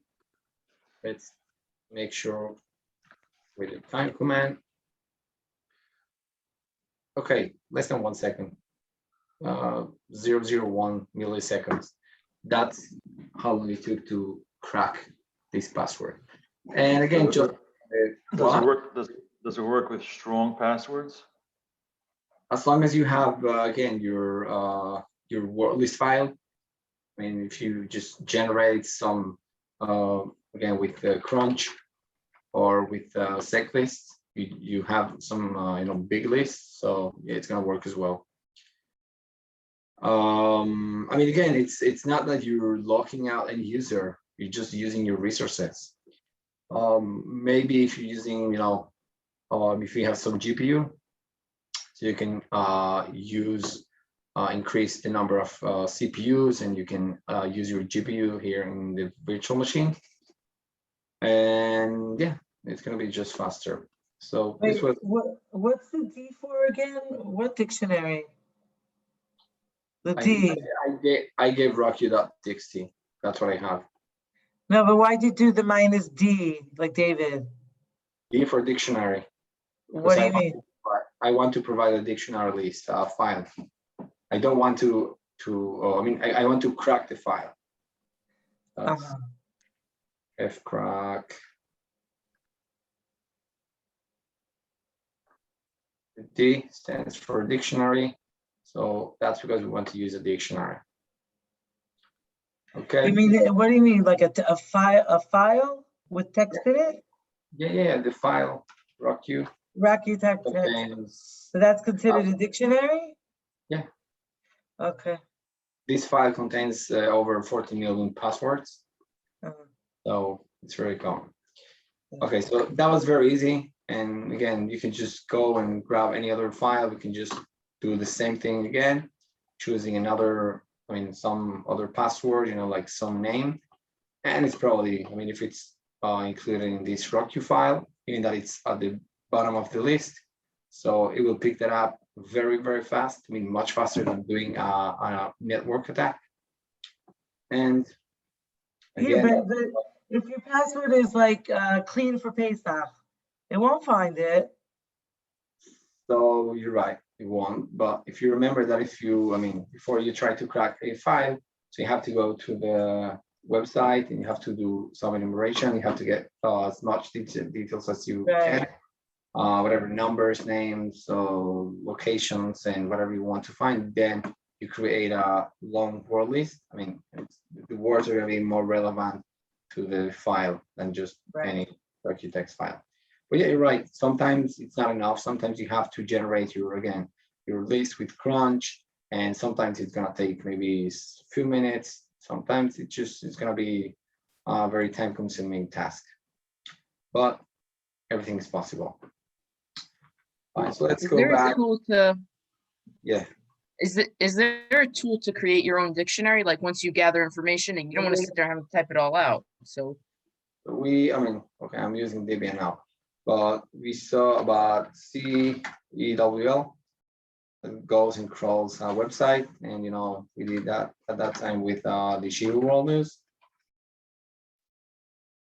And it goes and crawls, you know, the website for certain files, certain words. Actually, you can just give the minimum or the maximum length of the words.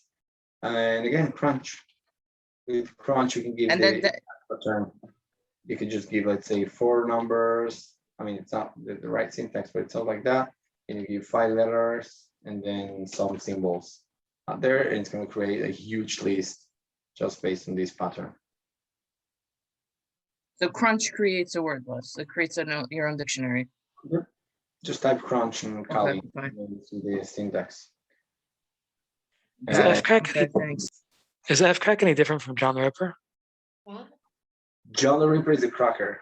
So FCrack, I think that John, oh, I don't have John's actually. I think that John also can crack zip files. John, I'm not sure, I just know that for zip files, we always use FCrack.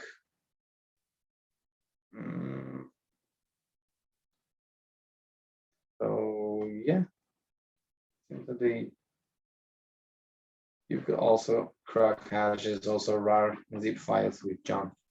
Yeah, I mean, this is just a tool. You can even check for hashcat that it's mentioned at the end of the slide, and it's very common. This is probably for, you know, NTLM hashes and other hashes as well, and not just zip files. Yeah. So, I mean, again, I never used hashcat for this, but I'm sure that it's faster than FCrack. So anyways, zip to John, but not all zip formats are supported. That was 8 years ago, 9 years ago.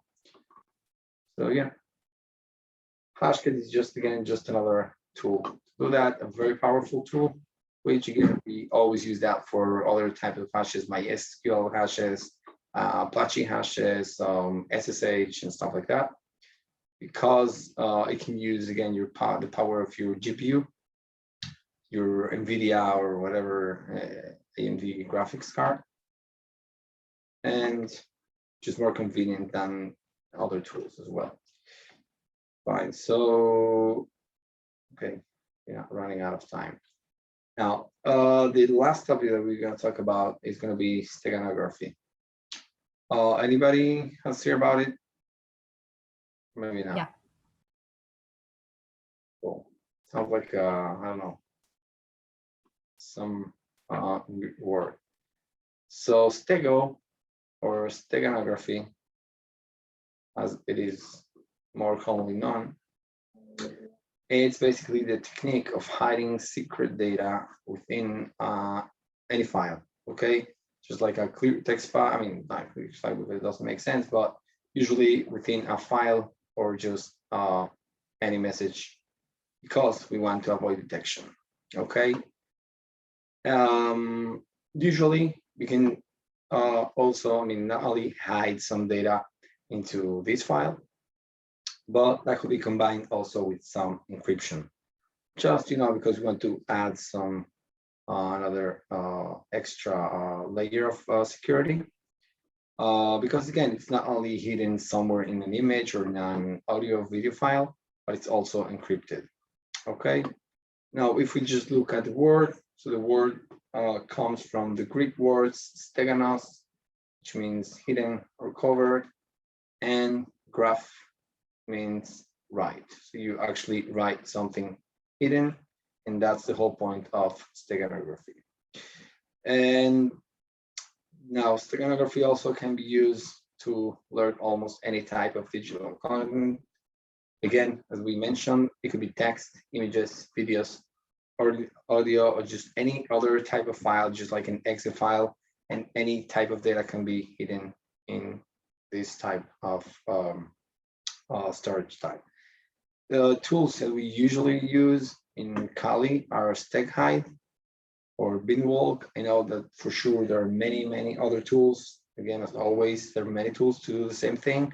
Sometimes they're slightly different, you know, some faster tools, other options, whatever. Just you have to stick to one or two, and then you just, you know, forget about the others. A common example of Stego is this, and this is taken from the Wikipedia. If you look at this left image, so you know you don't see really anything here. See some weird colors, something like, you know, probably if you have kids, probably that's what they're doing these days without school at home. And I don't know, just nothing really meaningful. If you change the colors, if you change the pattern, and you select everything and use, let's say in this case, the blue color, so you actually see that there is a number 3 being drawn in here. On the other side, if you do, if you paint everything with a green color, so you will see the number 4, and the number 5 if you do it with a red color. Okay, and again, this is just a very basic example. And let's do, I mean, I didn't really have time for that because also I don't really know this topic well. This is a whole skill of learning and decoding and working with this.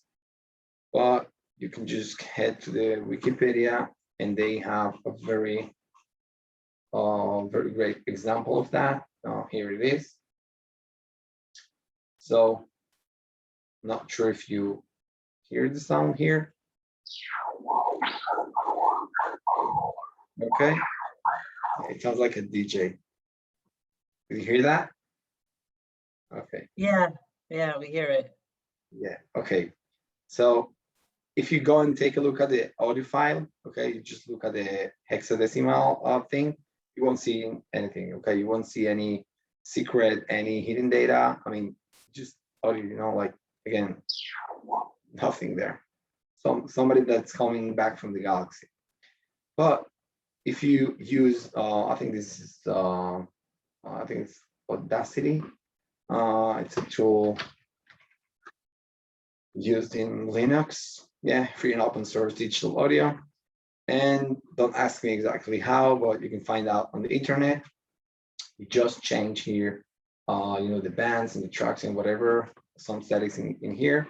So you will get the audio over here that says Wikipedia, okay? So basically you reveal some image and you can just use the spectrogram of a hidden image. The song My Violent Heart. Okay, and that's like a knife. I don't know. Your violent heart. Okay. So anyways, this is again just another type of steganography. The same could be done in an image. The same could be done in any other file. And let's just try that out. So let's say that I have, okay, let's download Summit counseling, and we will try to download the logo. Okay, nothing really fancy. We will try to download this. Summit. Okay. So the file is WebP. Okay, it's a special image. And let's go to downloads. Wow, I don't have any viewer in there.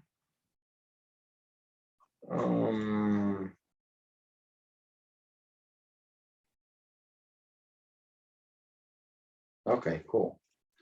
So again, this is just nothing special, nothing fancy, really just, you know, a logo. Okay.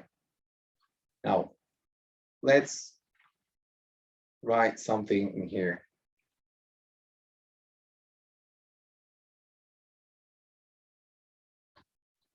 Okay, I'm gonna append that to the Summit logo. And once I refresh, I don't see anything, okay? This is just the same image.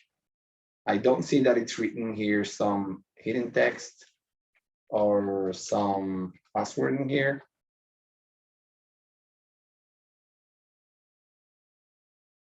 Well, maybe you can't because it's an image. Yeah, but I'm saying, I mean, the image is not corrupted because of that. Don't see anything. Okay, so view image info, you just don't see anything. But if I paste that, or I just send this over the internet and I use, let's say, the strings, or again, it could be just a normal hex editor. You see the strings, or we actually see the hexadecimal data that it's been contained in the image. So we see that there's some text being added in here, okay? So this is just one very basic example, okay? Again, this could be just send out some secrets over the internet.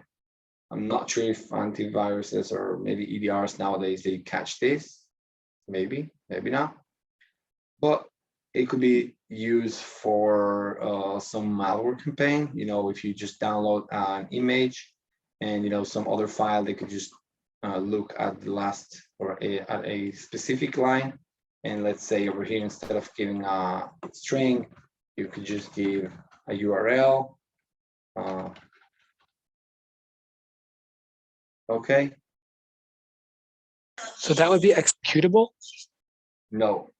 You cannot execute I mean, this is an image because, I mean, in this case, it's WebP, but we do JPG. But you can extract data or actually store data of this within an image. Okay. So this is just one way of doing Stego. And because we still have time, let's do a very short challenge. Okay, any questions so far? So maybe we have to be careful when we see logos and stuff. You know, Yeah, just downloading an image, it's something benign. So I mean, again, nothing's gonna happen. Just by downloading an image. I'm just saying that sometimes data can be hidden within an image, and that data could be used against, you know, system or whatever it is. Okay. So who's putting that information in there? Attacker, anyone. evil people. Yeah, or bored guys. We both. Or if you wanted to hide information and you want to send information to somebody else, and if you put it in encrypted, then it looks suspicious. So you can put it in a plain file and hide the information behind the other information. Like, yeah, base 64 could be a good idea. You know, that's what people used to do, at least. I mean, again, there are tools just to realize if there is like extra information within an image and stuff like that. That's for forensics. And again, it's a whole scale, but usually it's something really benign. Okay, so let's do a very basic challenge. Okay, my file goes away. I have downloaded this file, band.zip, and this file cannot be decompressed because it's password protected and actually contains an image in here. Okay. Now, what do we do? So we have to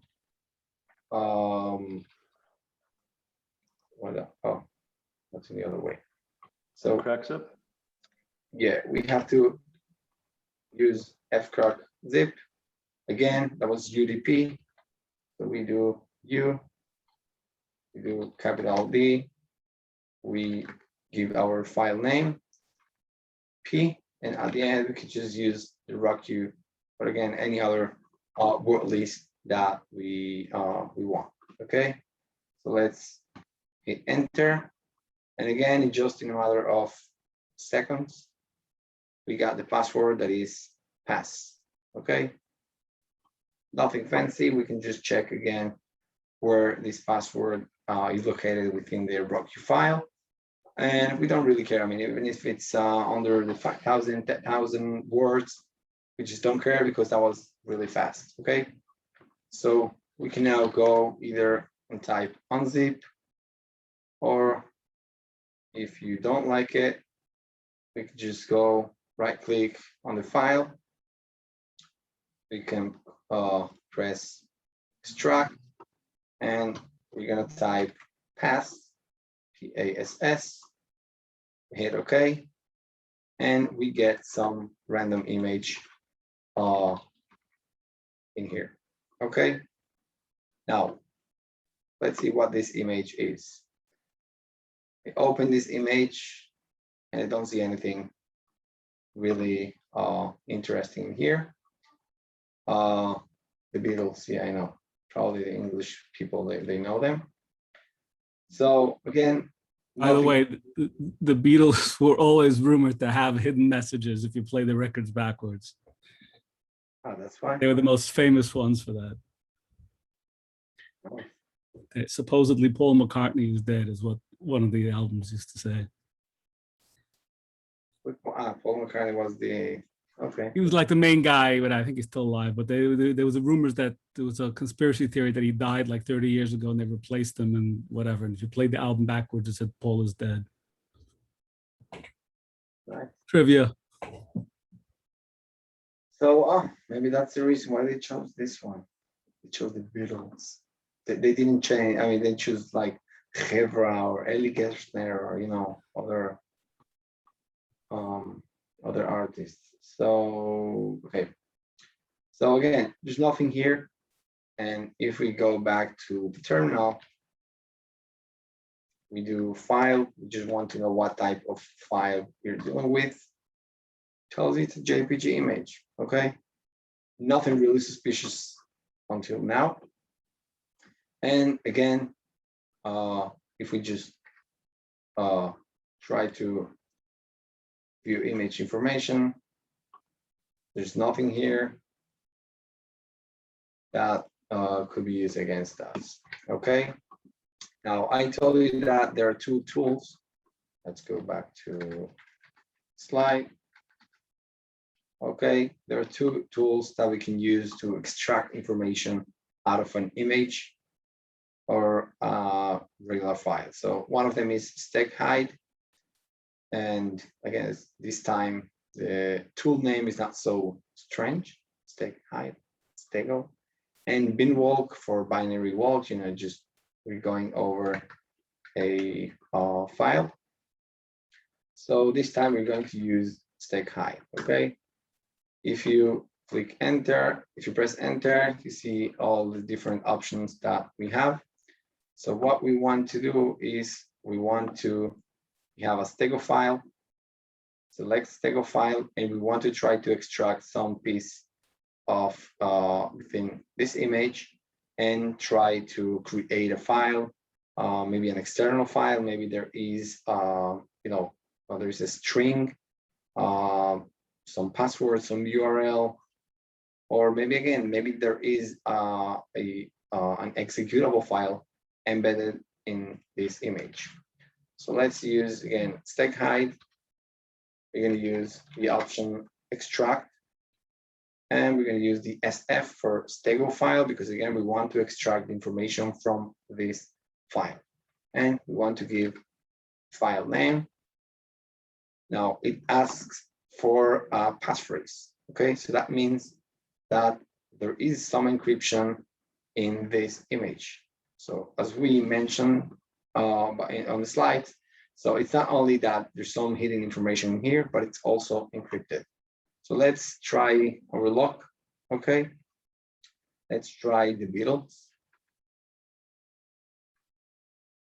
Okay, brought extracted data. So we actually guessed the password, the passphrase, the Beatles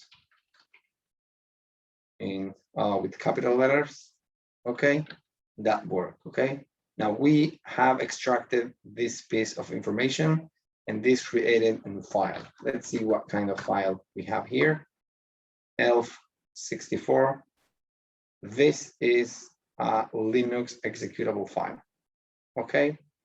I'm just realizing now that, again, if there was malware or whatever, just any other like any program, they could use, again, this information to dump this ELF file and to afterwards run this piece of code.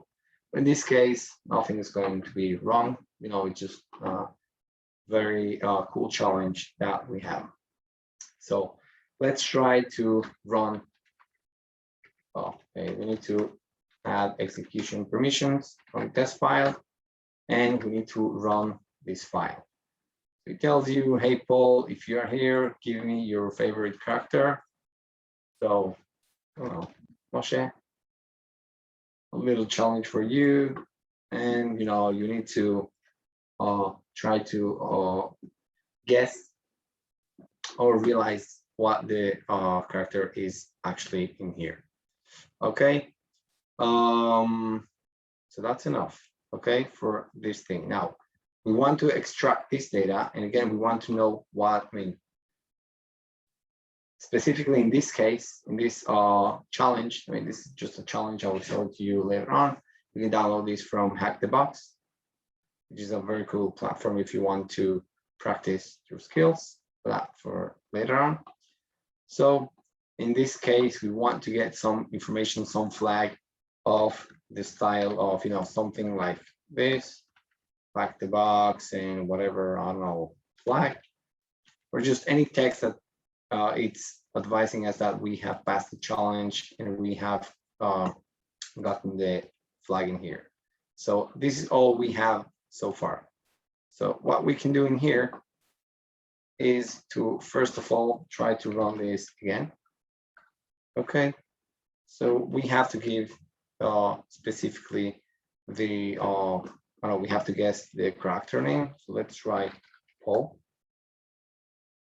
Okay, I don't know, the Beatles. Beatles characters. So we can just go to here and try to find out, wow. We can just try to guess and find out one of the fictional characters in here. Hopefully, we can get this done very soon.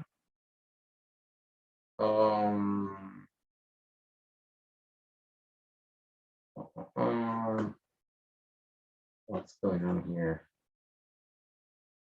Not full. Basically, full.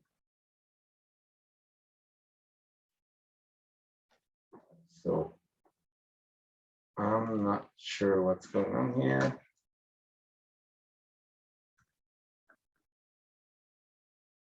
If we try to guess this, so it's going to take us a long time. I'm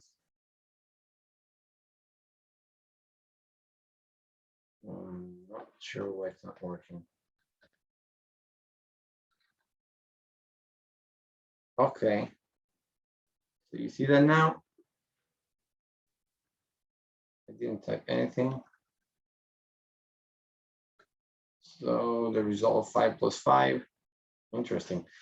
So the result 5 plus 5, it's 10, and then they ask us what is this, so that should be, it's not 40.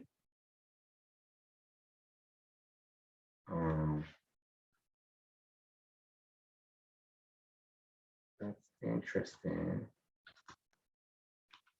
Not working.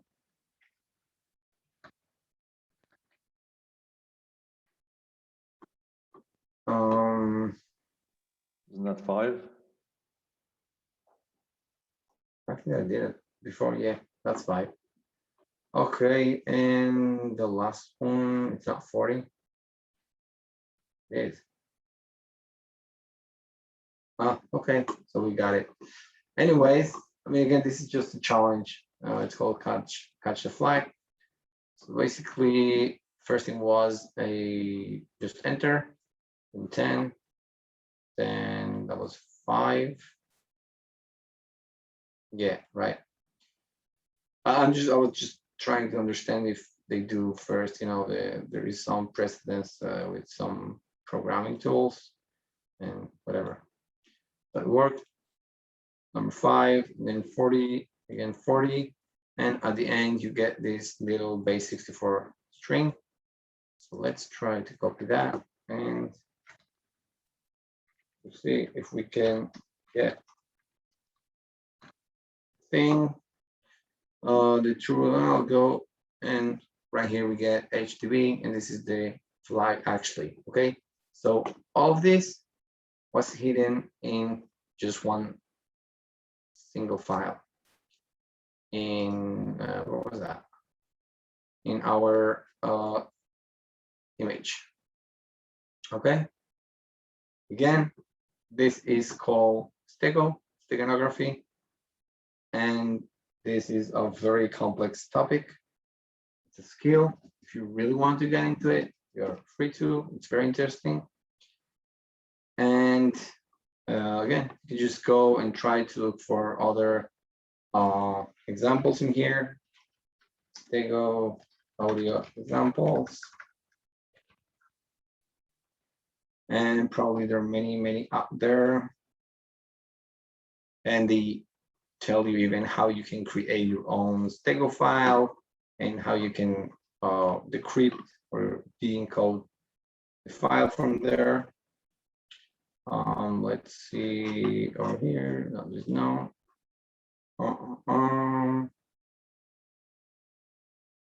And whatever, there are many researchers, many research papers that they all talk about this topic.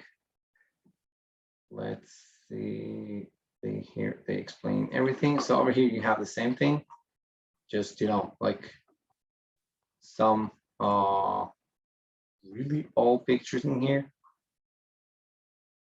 And let's see what we do down here. Okay, so over here they use one Python file. I remember that this was also part of one of the Shabak Shimbet challenges, I think 1 or 2 years ago. I mean, just the same thing. They gave you like a random, an image with random pixels, and you had to write your own Python script. Where is that? And whatever, just it was basically the same idea. So not sure if it's here. So basically, it was the same idea of trying to getting out. This was put the message file. I'm not sure if it was one. Okay, so let's see here. The permit has on and whatever, just again, some other hidden data within a large binary file. But I cannot find, maybe it was the Mossad, I just don't remember.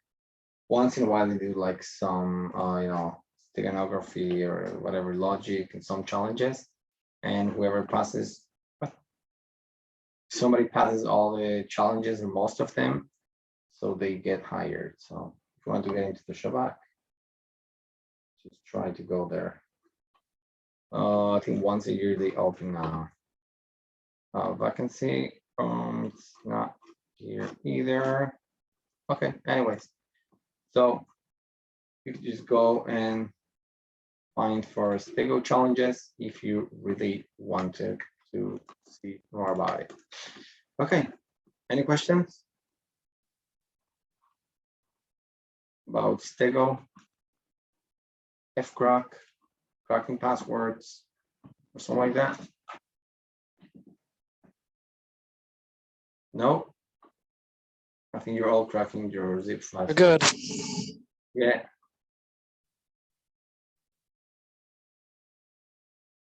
What was that?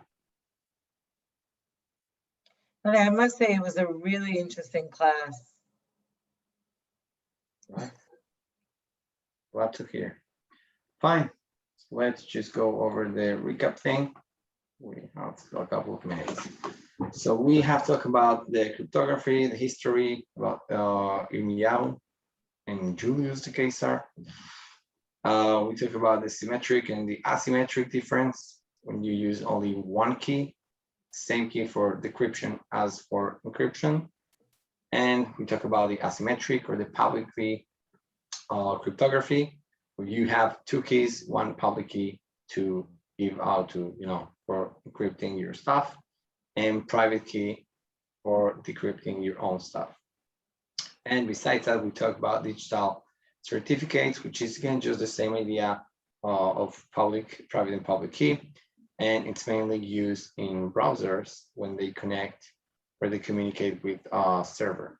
And again, this happens behind the scenes, but we don't really see this in action. Then we talk about hashing functions, like Md5, SHA-1, 256. And we talk that, again, this is not encryption. This is just like used really for integrity, where you want to make sure that the file hasn't been tampered on the way to you or on the way to the server. And then we talk about encoding, which is again just simply mapping a character to another to a number. We talk about base 64, hex, hexadecimal, and Unicode. We just talk about that.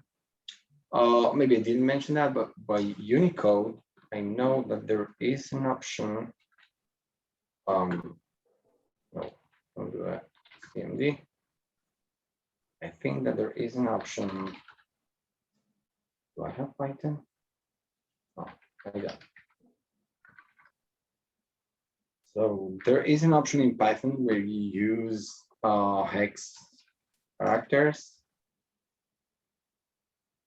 How was that? I think it was this. I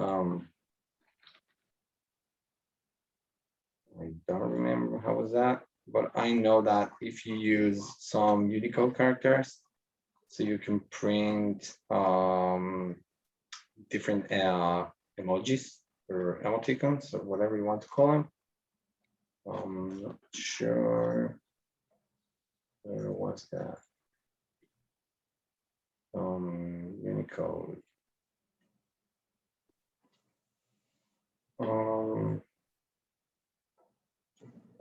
Danielle, you want me to get you regular clout? What?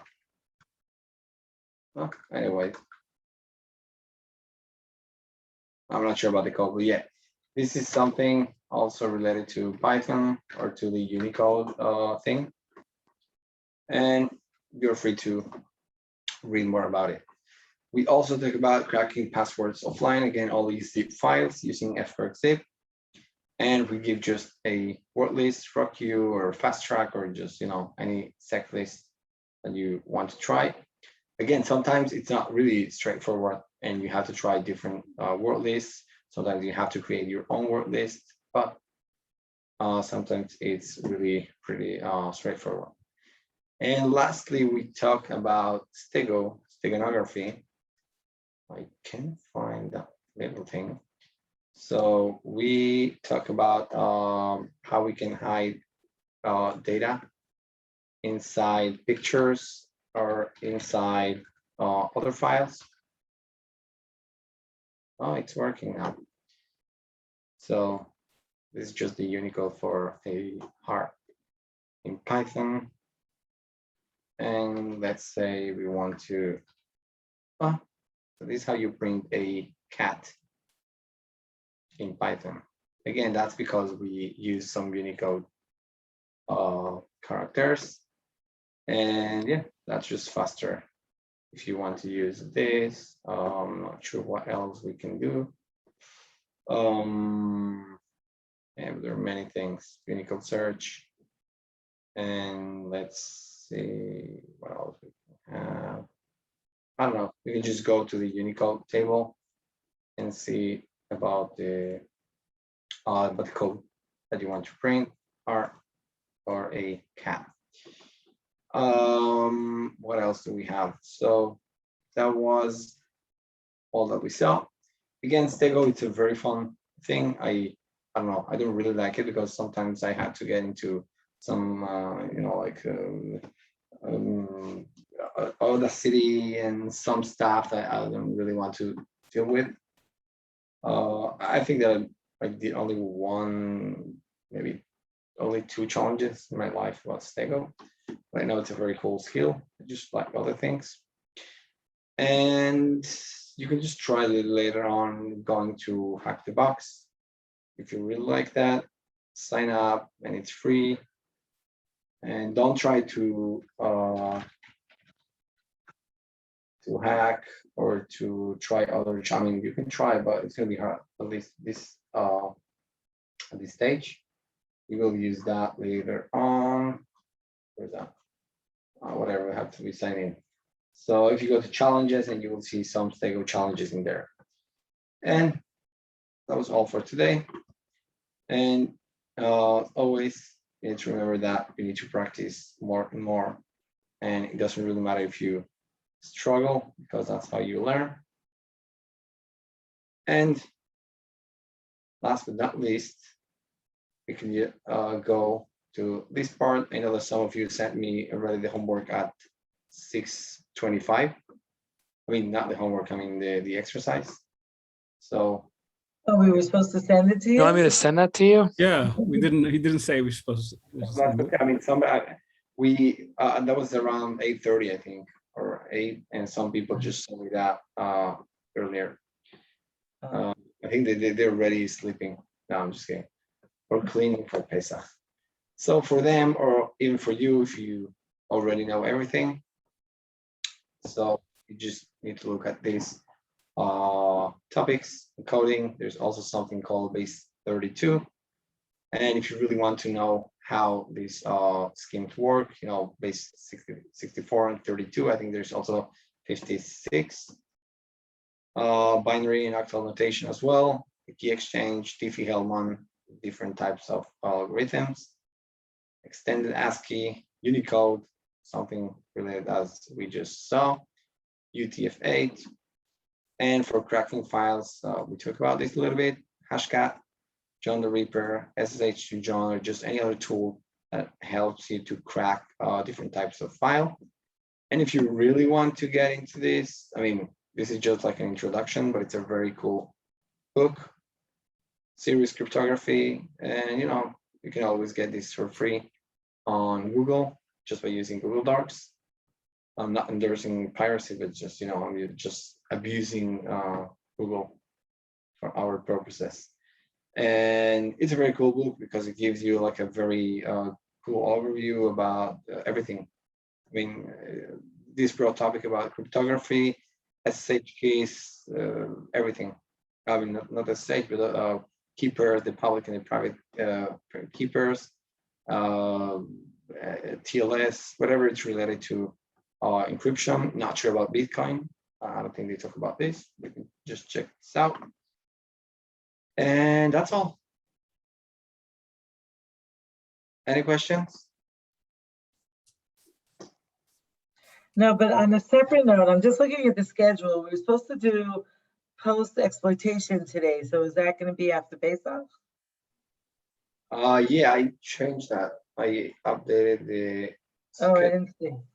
Oh, okay. I didn't see that. If you look at the, what it's called, at the Google Sheets file, so you will see the updated schedule. And so basically, oh, okay, I didn't mention that. I mentioned that at the beginning. So basically now until, I think it's April 21st, no. April 11th. 11th, yeah. So it's almost 1 month. So I will give you a lot of practices, a lot of exercises, and a lot of things to do over these 3 weeks. Again, this is optional, but if you really feel, or if you just want to practice again, and it doesn't matter if it's networking, Linux, Windows, Python, I don't know, whatever you want to practice, Metasploit things. So it's recommended that you work on that. And again, it's optional, but trust me, it will, you know, it's not the same as starting over in April 11th as if you were just reviewing and practicing everything, because that's where you master things as you like it, like this quote. So yeah. Any questions? Queries, comments, suggestions? Chat. You're gonna post those items on Slack? Yeah, I hope it's gonna be ready for the middle of the week. You know, Tuesday, Wednesday. It's gonna be for Facebook. Don't worry. Also, I see that there's an exam the week after we come back. Is that still happening? Yeah. So that's going to be on assessment and threat analysis? Yeah, it's gonna be the penetration, the threat analysis part. Yeah. Okay. No, it's not the week. It is. It's the week after, the 18th of April. It's in April 25th. Oh, so I don't have the schedule then. Yeah. Okay. Yep. Fine. So you should all have a yeah, that's what I wanted to say. So you should all have a kosher Pesach. Happy Pesach. Happy Kosher- Pesach. Thank Yeah, same Thank thing. you. Akusha Thank Sameach. Make sure you Thank delete. you. Thank you. You're welcome. Make sure you delete the cookies from your browsers, you know, Chrome, Firefox, and Edge. And in the cookie jar, yeah, you know, it needs to be empty, really empty. Fine. Okay, thank you. Thank you. Thank you. Thank you. Kosher v'sameach.